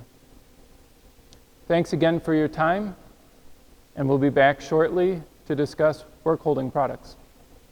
My name is John Zaya. I'm the Workholding product manager, and I'll be discussing Workholding with you today. Fixtures can fall into two general categories: universal or dedicated. A universal fixture, like vices, are capable of holding a variety of part sizes and shapes and are generally left in position for extended amounts of time, if not nearly permanently. Dedicated fixtures are specific to a part or a family of parts. They are usually designed to be removed, but again, in some cases, are left in the machine almost permanently. From left to right, we see a vise with soft jaws that can hold billets of various sizes. In the center, we have another vise with soft jaws that will only hold on to the outside of a single part. for machining the back face of the part. Then finally, a unilock fixture that is designed to hold the same part with only downward pressure to prevent bore deformation when finished boring the workpiece. Because the fixture is a pallet, when not needed, it can be swapped for another when another model of part is needed. Here we see a palletization of a workpiece, of a small part that's going from 8 pieces in a set of soft jaws, then to a smaller pallet that holds 12 work pieces, and then to a pallet that holds 16 parts per pallet. The customer made 2 pallets, which allowed the operator to load one outside the machine where he was more comfortable and less prone to drop items into the machine. The pallet swap would only take 15 to 20 seconds.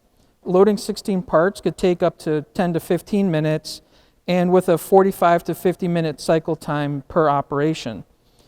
It was very easy to justify the cost of the extra pallet, as the 45 to 50 minutes could be spent on other tasks.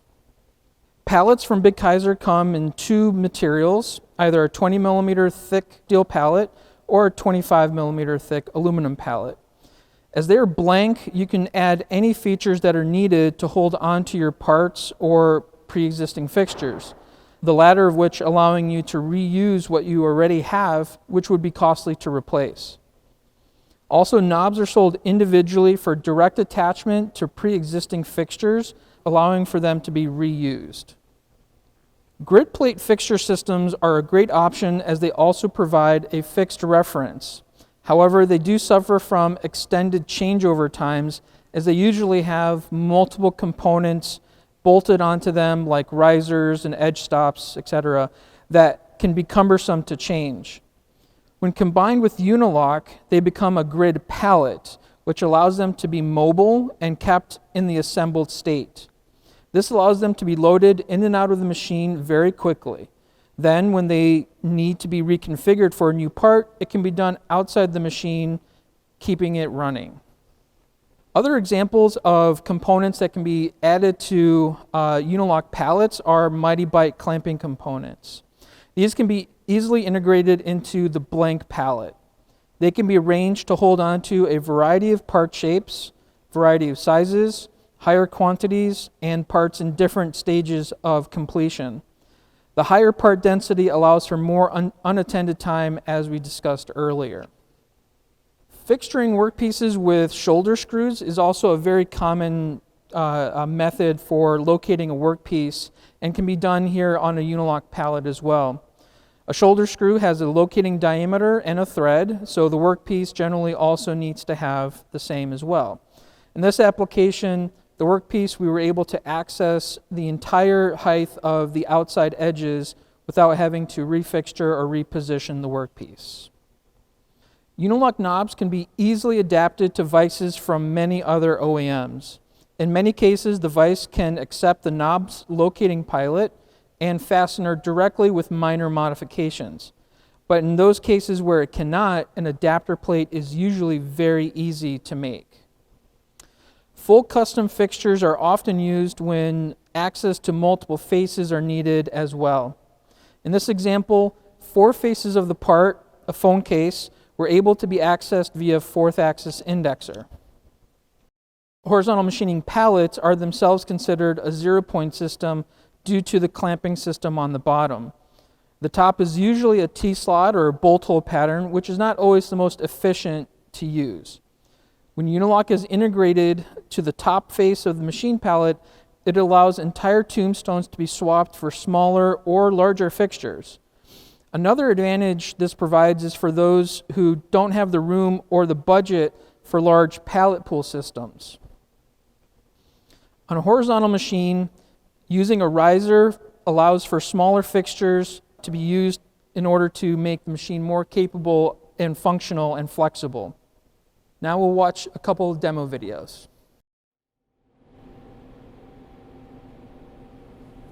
In Demo 1, we will measure the amount of time needed to change fixtures. There are no parts or cutting in this demo, so that we can focus on just the amount of time needed to go from one fixture to another. In normal use, there would also be some time spent cleaning the system between fixture changes.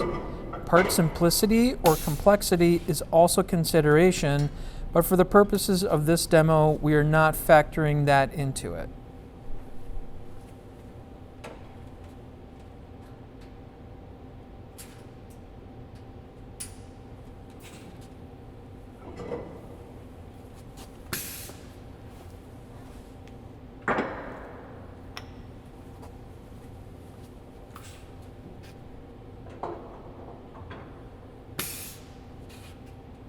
As we progress from larger fixtures down to medium-sized vices, down to small monopallets, we'll see that the time to connect the airline, unlock the system, lift out and set aside the old fixture, then pick up the new fixture, set it into place, and disconnect the airline is approximately 10 to 11 seconds.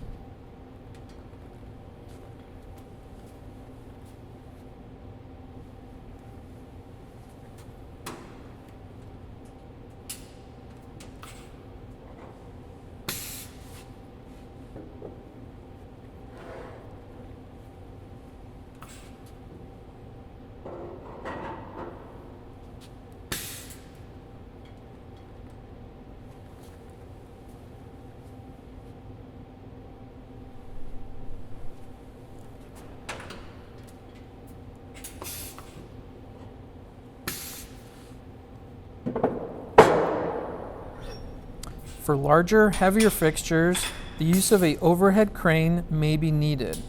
However, caution should be used when both setting a fixture into the chucks or pulling one out. This is to prevent damage to the top of the chuck or the inside of the locating taper. It is advised to guide the fixture into place while keeping hands and fingers safely away. In addition, a fixture should not be lifted until it is confirmed that the chucks are fully open. This can be done by slightly rocking the fixture before pulling it up.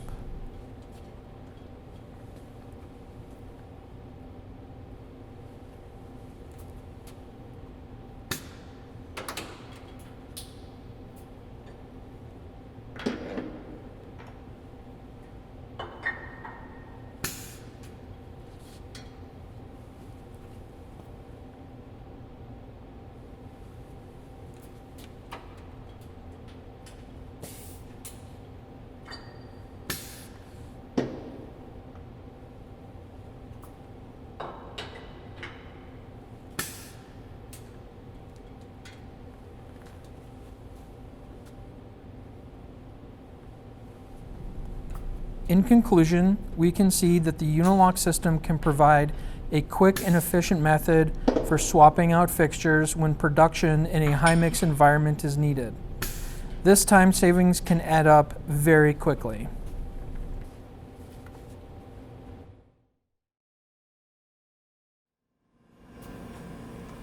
In Demo 2, we will be looking at the repeatability of the Unilock system.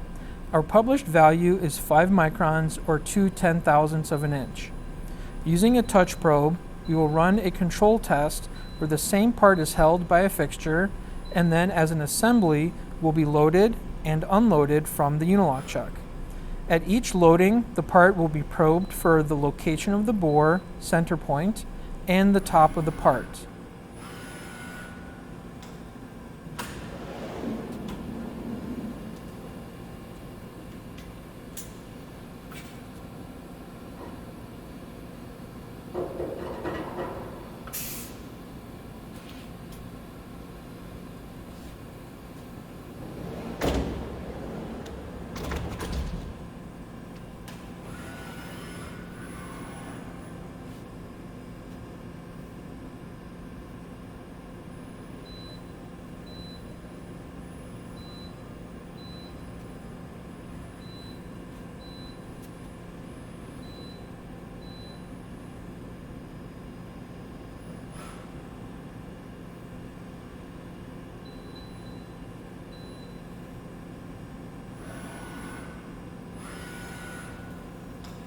The repeatability will then be compared over the course of 10 load and unload cycles, repeated 3 times each day, morning, noon, and afternoon, and over the course of 3 days for a total of 90 data points.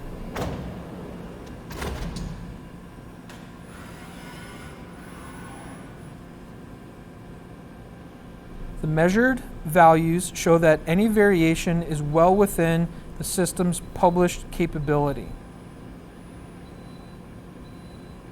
This level of repeatability allows you to be confident in the consistency of fixture loading.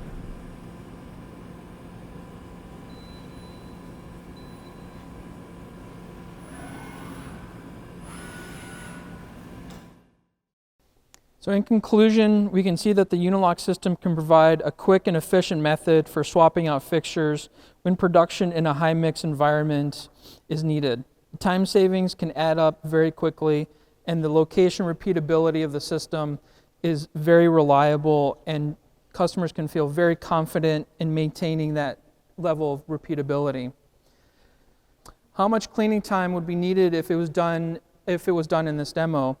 So cleaning time sometimes varies greatly based off part size, part configuration. Even chip sizes and chip volume can have an effect on cleaning time. One of the things that a customer can do to help themselves a lot is to implement a chip fan or a chip blower in their process. This helps to eliminate any manual time that an operator spends cleaning the machine or the work holding. It can all be done automatically by just setting up a simple process at the end of all the machining that's done. And a second question we have here is for 5-axis machines, what would be the time change for that to be expected there? The time change would be about the same. The fixture complexity also factors into that. However, on a 5-axis machine, what we really see as a bigger issue is the clearances that are required for spindle housing to machine table or incorrect sizing of the machine table to the workpiece. Time changeover is about the same no matter what type of machine. Obviously with larger parts or larger fixtures, there's more steps involved to make sure it's safe, but the time for that change is kind of irrelevant of the type of machine that we're working on. Thank you very much for your time. Hello and welcome back to Tooling Today Live. My name is Adam, the engineering manager here at Big Kaiser, as the Big product manager. And today we're going to talk a little bit more about our tightening torque for all of our collet chuck series. So today we're going to talk about some of the advantages of some of our torque limiting devices. So to just go over the basics that we're looking for a starting place, comes into the insertion of that cutting tool into these collet chucks. These are reminders of good practices and something that should really be looked at carefully if you are doing any of these things. Number one is the minimum insertion length. With any collet chuck from any vendor, you want to make sure that the round part of the shank of the cutting tool is completely through the ground section of the collet. So if you short it too much and you push that drill in too deep and try to clamp on the reduced area past the shank, you're going to get some dents and some damage to the collet itself. Same applies if you short the tool into the collet and you don't put it all the way through that ground section. It'll form a wear mark in a place where the collet's been deformed permanently, and you'll never get the same gripping or run out accuracy ever again with that collet. So making sure that the tool is inserted fully through that ground section is rule number one. Rule number two is don't use tools with flats on them in collets. Really what happens is you create a void inside that collet where the collet is trying to compress against the shank of the tool that's not there. And you run into some of the same problems. So assuming you have the shank all the way through the ground section and now you clamp with a welded flat tool in there, it'll dent the collet. And again, you'll ruin the collet and decrease your gripping strength and cause yourself all kinds of headaches. So no matter what you do, these two rules will probably get you the most bang for your buck, assuming that you're not already following them anyway. The other thing to make sure you're doing every time is a thorough cleaning. Just loosening the chuck, removing the cutting tool and replacing the cutting tool is generally not enough. You really need to take the nut off the holder, the collet out of the nut, and clean both the tool holder body, the nut, and the collet before reassembling.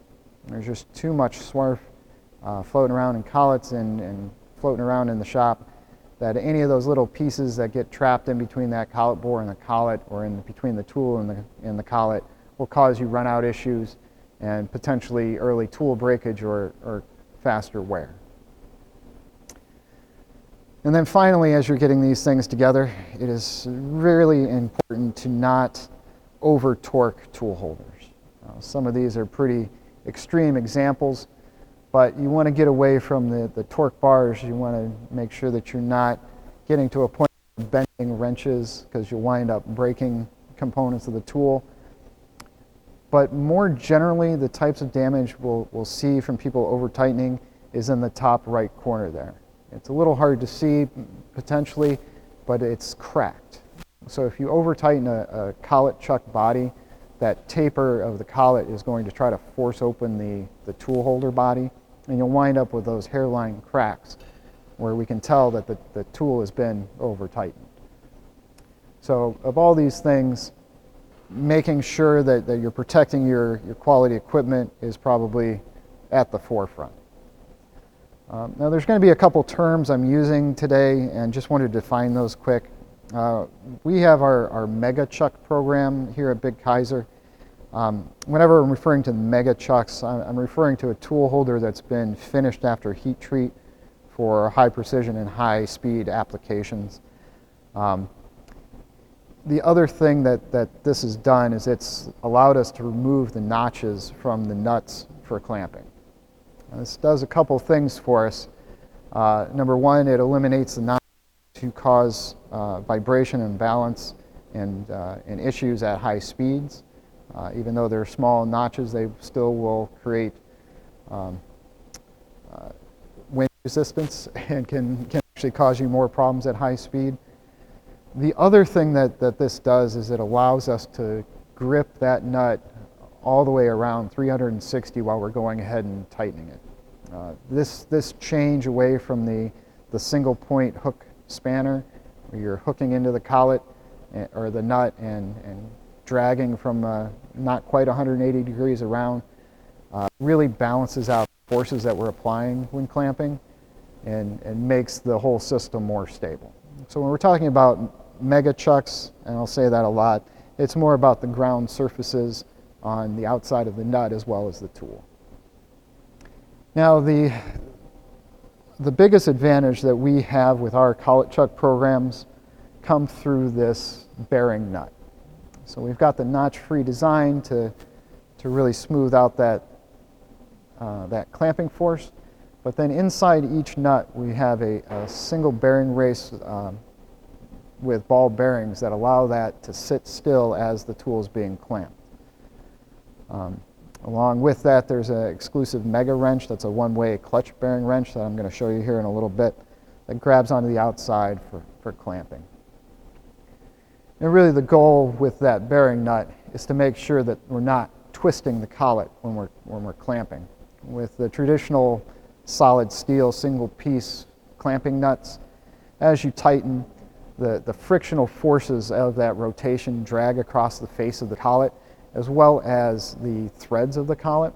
So with that style of nut, you'll see a little twisting, a little imparting of run out as you finally get that final tightening done. But more importantly, it also wears away at your tool and your collets. So after about 500 clamping cycles, our new baby collets on the left look pretty new and untouched. An ER collet clamped with just a solid nut starts to show some pretty heavy wear marks from that nut dragging across that surface of the collet. Now, as you start to wear collets, you'll also start to wear the tool holders themselves. Without that bearing and the amount of torque required on a solid nut, you start to wear the threads themselves as well. So it's not just damaging the the collets, but it's damaging the threads on the tool holder and the nut. So it's very important to keep this under your consideration, more specifically because of how it affects your tool life.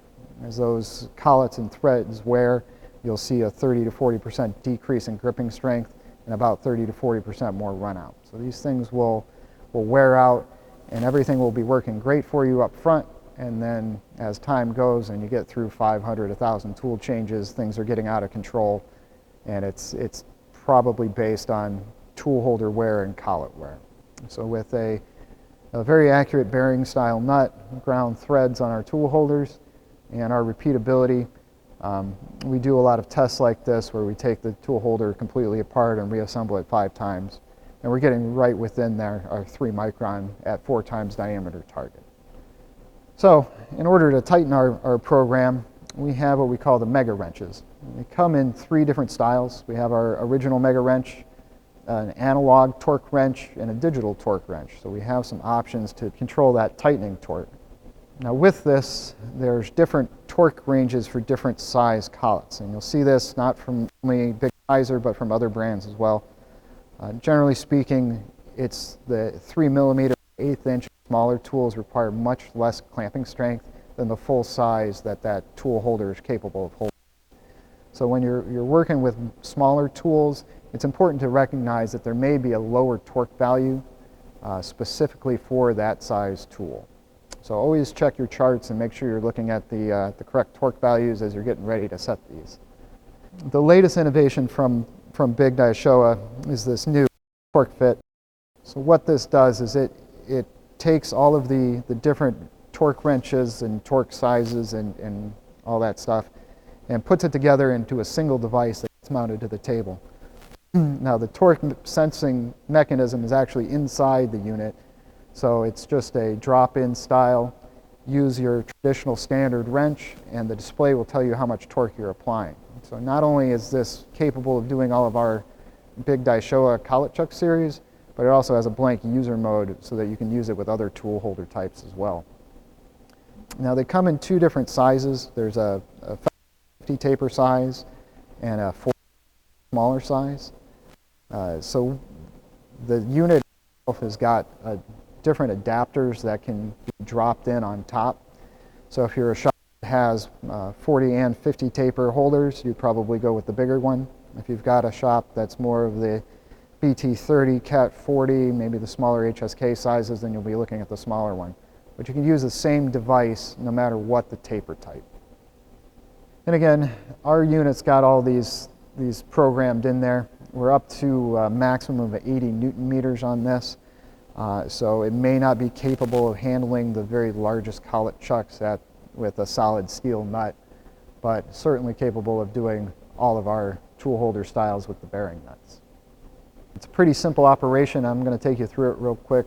I'm pretty much just going to select the type of product and the size, and it's going to be ready to go. Peak holes and buzzers and an error button that will tell you if you've gone too far, but I'll kind of take you through that quick. Let me switch over to this other camera and we'll talk a little bit about the torque fit. So today I'm using just round test bars so I can be careful with my hands. But this is a Mega 20 end tool holder with a 16 millimeter tool holder or tool in it. And this is our mega wrench. So one side's lock and the other's open. And the nice thing about this torque fit is it does have a hardened steel pin inside to resist rotation. So when I go ahead, I can go ahead and open this within this device and not worry about damaging it. So get that loose. What we'll do is go ahead and put our tool holder in there. With a tool, hand tight, just going to zero out my device. Turn to the lock. And as I tighten, I'll get 3 solid beeps. And that's it. So that was about 50 Newton meters. And that's all the tightening torque that's required for our new baby size 20 to clamp up to a 20 millimeter tool holder. It looks pretty light compared to what I see in a lot of shops, but that's what that's why we're having this conversation. So it doesn't require jerking or pushing or pulling. It's just a nice, smooth finish, and you're done.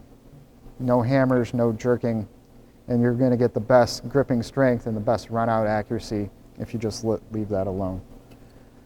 Again, this is a modular device, so the tool holder will stay on the table. I've got a simple thumb screw. You can take out the 40 taper and change that over to a 30 taper. And we have devices to hold HSK and Capto as well. Now those devices, those tops are more like some of our other tool holder varieties here. One of them being the Combi Grip tool holder. So this assembly device takes pretty much the same needle bearing design, the one-way bearing, and puts it into a base stand. So for tool holders like the HSK E series, where there's no notches, no grooves, no way to locate this, there's two options. You either clamp as hard as you can on the outside of this and hope that it doesn't slip, or we can get a tool holder like this, where as you turn it, it locks up inside this bearing, so you can do both loosening and tightening on these types of holders without any notches. Now the nice thing about some of these shorter dual contact style holders is it will also work with Capto. So I can put a C4 in the same basic adapter as the HSK E40. Now again, we have versions of this that are built for adaptation into either our cast iron base stands for quick assembly, or can be used directly into the torque fit. Now the last type of tool assembly device that we have is the Tool Pro. And this is one of my favorite tool assembly devices available, mainly because it's modular in design, and it's very practical for tightening and loosening. So what it is there's a button on the back that allows me to switch out the taper pot itself, so the base gets mounted and locked onto the table, and I can quickly switch to different taper types. And it's also got a retractable detent that will lock into the tool holder. And this is really where this product shines, is because it's got the big button on top, so I can index this every 45 degrees all the way around. So it gives me a couple options for things, specifically when we're looking to tighten or loosen. What I can do is use gravity to help me out with this. So most of the time in the upright position, if you're trying to set a tool length, it's just going to keep falling into the tool, and you've got to get multiple hands and a scale to try to rough set it. With a style like this, you can tighten it by hand, use your other hand to pull a scale to get some base setting, and then finally, when you get ready to tighten, you're working with gravity. So you're never trying to pull or fight the tool holder. And then when it's time to take the tool apart, I can flip it around and also use gravity to make assembling and disassembling these tools much easier. Now with Tool Pro, we can also get this all the way around so that we can use our torque wrenches to make sure that the pull stud is also torqued in properly. Now with pull studs, there's a couple different recommendations from different manufacturers of pull studs, and I would recommend that you always follow the of the tool holder manufacturer and their requested tightening torque for a pull stud.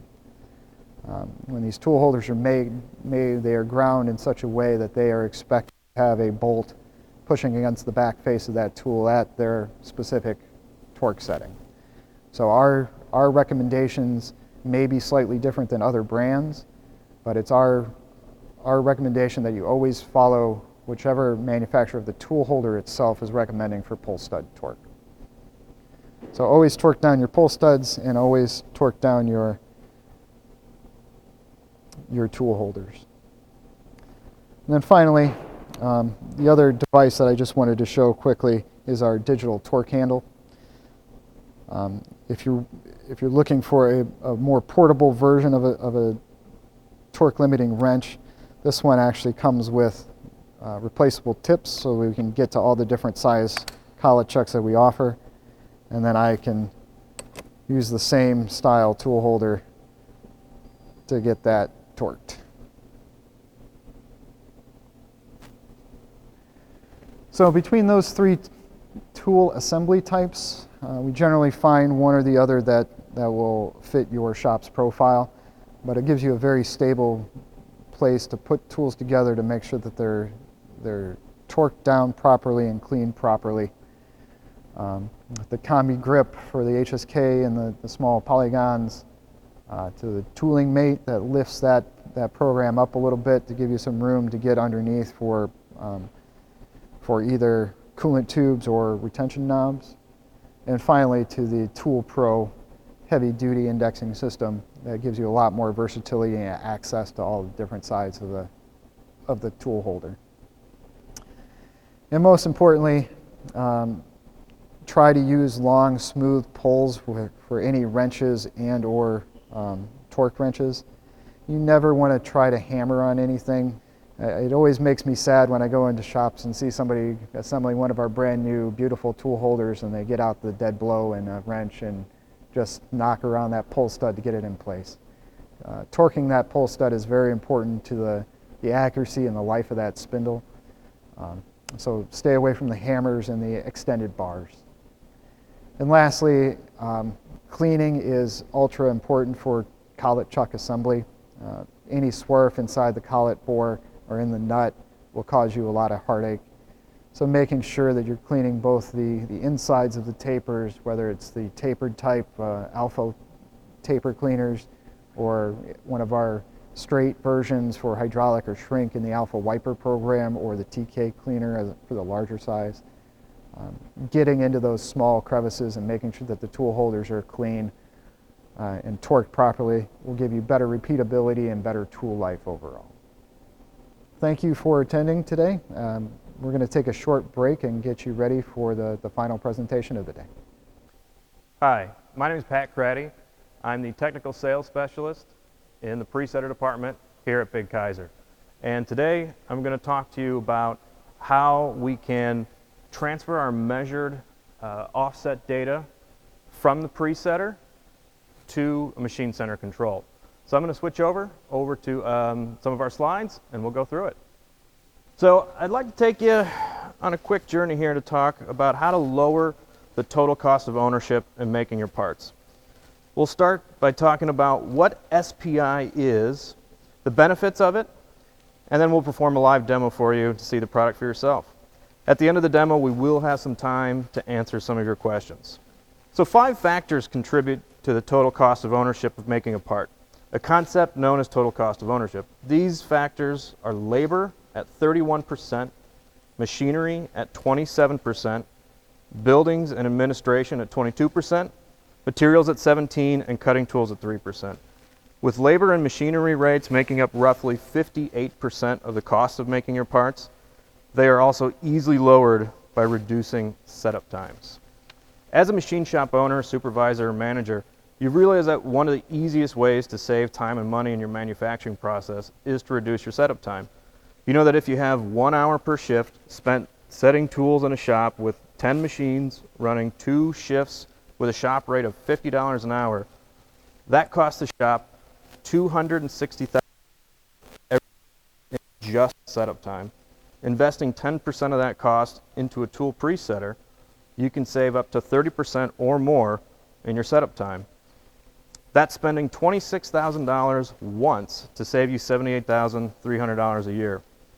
That presetter allows you to set your tools for upcoming jobs while the machine is still running.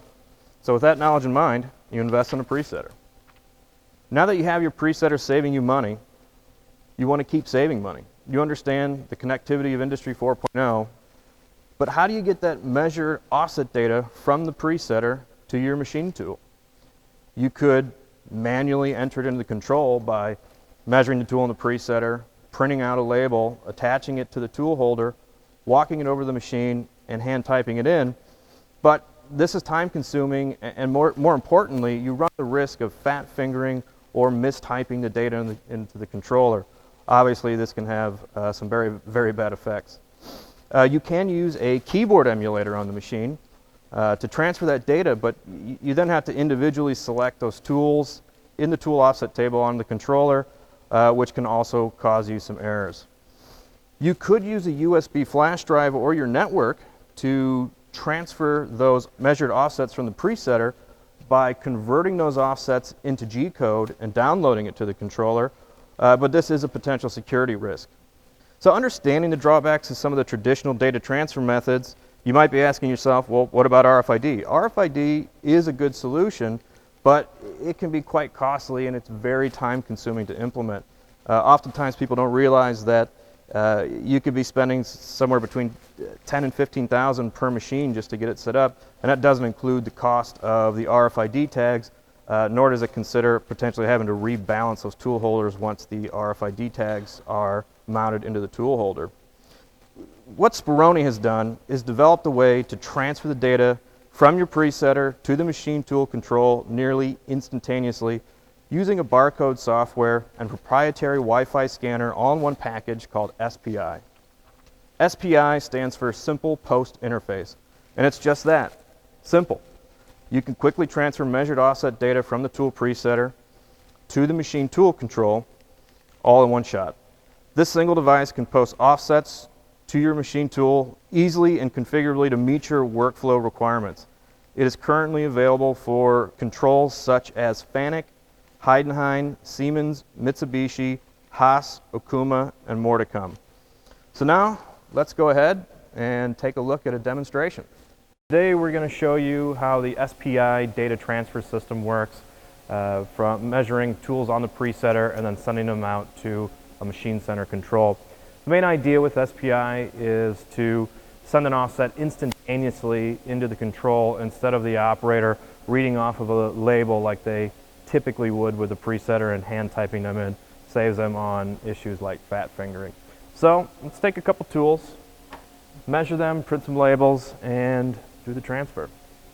So I'm going to select a job here in the database, and I'll select the tool associated with that job. In this case, this is tool 51. So we have it set. Now there are a couple other ways we could have this configured. We could enter the tool numbers in manually, or we could have everything set with barcodes inside the machine. In this case, we have it all set from the database inside the Spironi. So I'm currently measuring my drill. I'm going to save that data, and then I'm going to print the label using our SPI function. So the label printer spits out a label. See on the label we have tool number 51, the length, and the little QR code that's going to transfer our offsets. We'll peel that off. Stick it to one of our fancy label tags.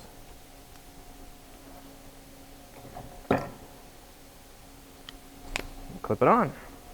Now I'll grab tool 52 here and rinse repeat.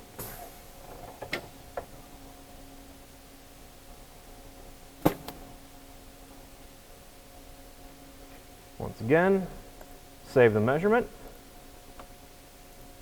print the label via SPI, and apply the tag.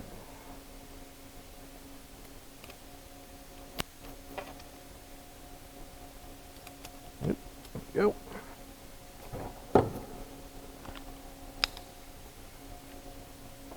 All right, now let's take our tool cart, head on over to the Okuma. All right, my name is Nick Jew. I'm Research and Development Engineer here at Big Kaiser, and now I'm going to actually load these tools into the machine. So as you can see, we have the cart brought over here. Pat preset them for me, and now I'm going to take these tools and load them into the machine and load the tool offsets. So we have, here's tool 51 as preset before by Pat, and you can see on the Okuma screen, we have a tool 51 that has both offsets zeroed out. So now once I scan it, here's a barcode scanner that we have. It's our SPI scanner. Pretty much what it has on the screen is just the scan data matrix code.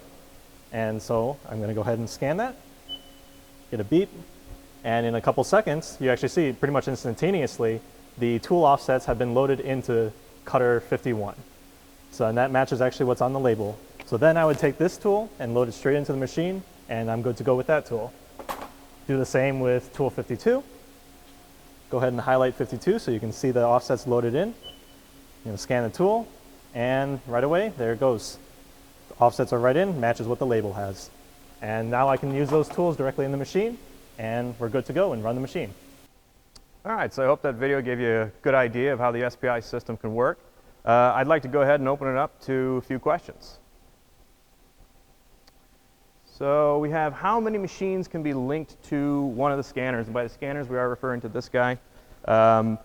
Since this is Wi-Fi and it'll be connected to the shop's Wi-Fi network, you can have as many machines as you want, as long as it's within the range of your Wi-Fi system. In order to manage all those different machines so that the operator isn't confused and maybe having to select them on the scanner itself, we can actually mount barcodes to each and every one of your machines. So that way the operator can scan the tool and then scan the machine and load it into the tool changer. But to answer the basic question, you can have an infinite number of machines connected to one scanner. Can SPI send height and diameter wear offsets instead of absolute values? Yes, absolutely. So instead of just something like gauge length or the measured diameter or radius size of the cutter, we can specifically send wear offsets. And this is configurable on the presetter's end that your admin or programmers can manage, or of course Big Kaiser Tech can set that up for you. So my tool holders currently have a laser etched QR code on them. Will this work with the SPI scanner? Yeah, if you prefer to use it. By default, we are going to print a label with a QR code on it, like you saw in the demo. This is nice because that way the measured offset data follows the QR code on that tag, so you can just rip it off and throw it away. But if you prefer to go a little light, don't want to use the labels, you can absolutely use a laser etched QR code. So my shop doesn't allow Wi-Fi in the building. Can I still use the wireless scanner? So yes, you can still use a scanner, but if it doesn't allow Wi-Fi, obviously the Wi-Fi scanner isn't going to work. So we do have a solution for that, and that would be to send the SPI data from presetter to a computer out on the shop floor, either in a cell or per machine or however you might have it set up. And then from there, we can either have a Bluetooth scanner or even a wired scanner to then transfer that data from that little computer over to the machine. And to that end, if maybe you only have a 1 or 2 or just a few machines hooked up and you don't want to use a scanner at all, we even have the ability to send that data direct from presetter to machine. So long story short, we have a lot of options to fit all the different needs out there. All right, well, I think that's all the questions. So on behalf of Big Kaiser, I'd like to thank everyone for joining us today. We'd also like to thank Wade Anderson for being a part of this event. You guys will receive an email with today's presentation. So thanks everyone again. Have a great day.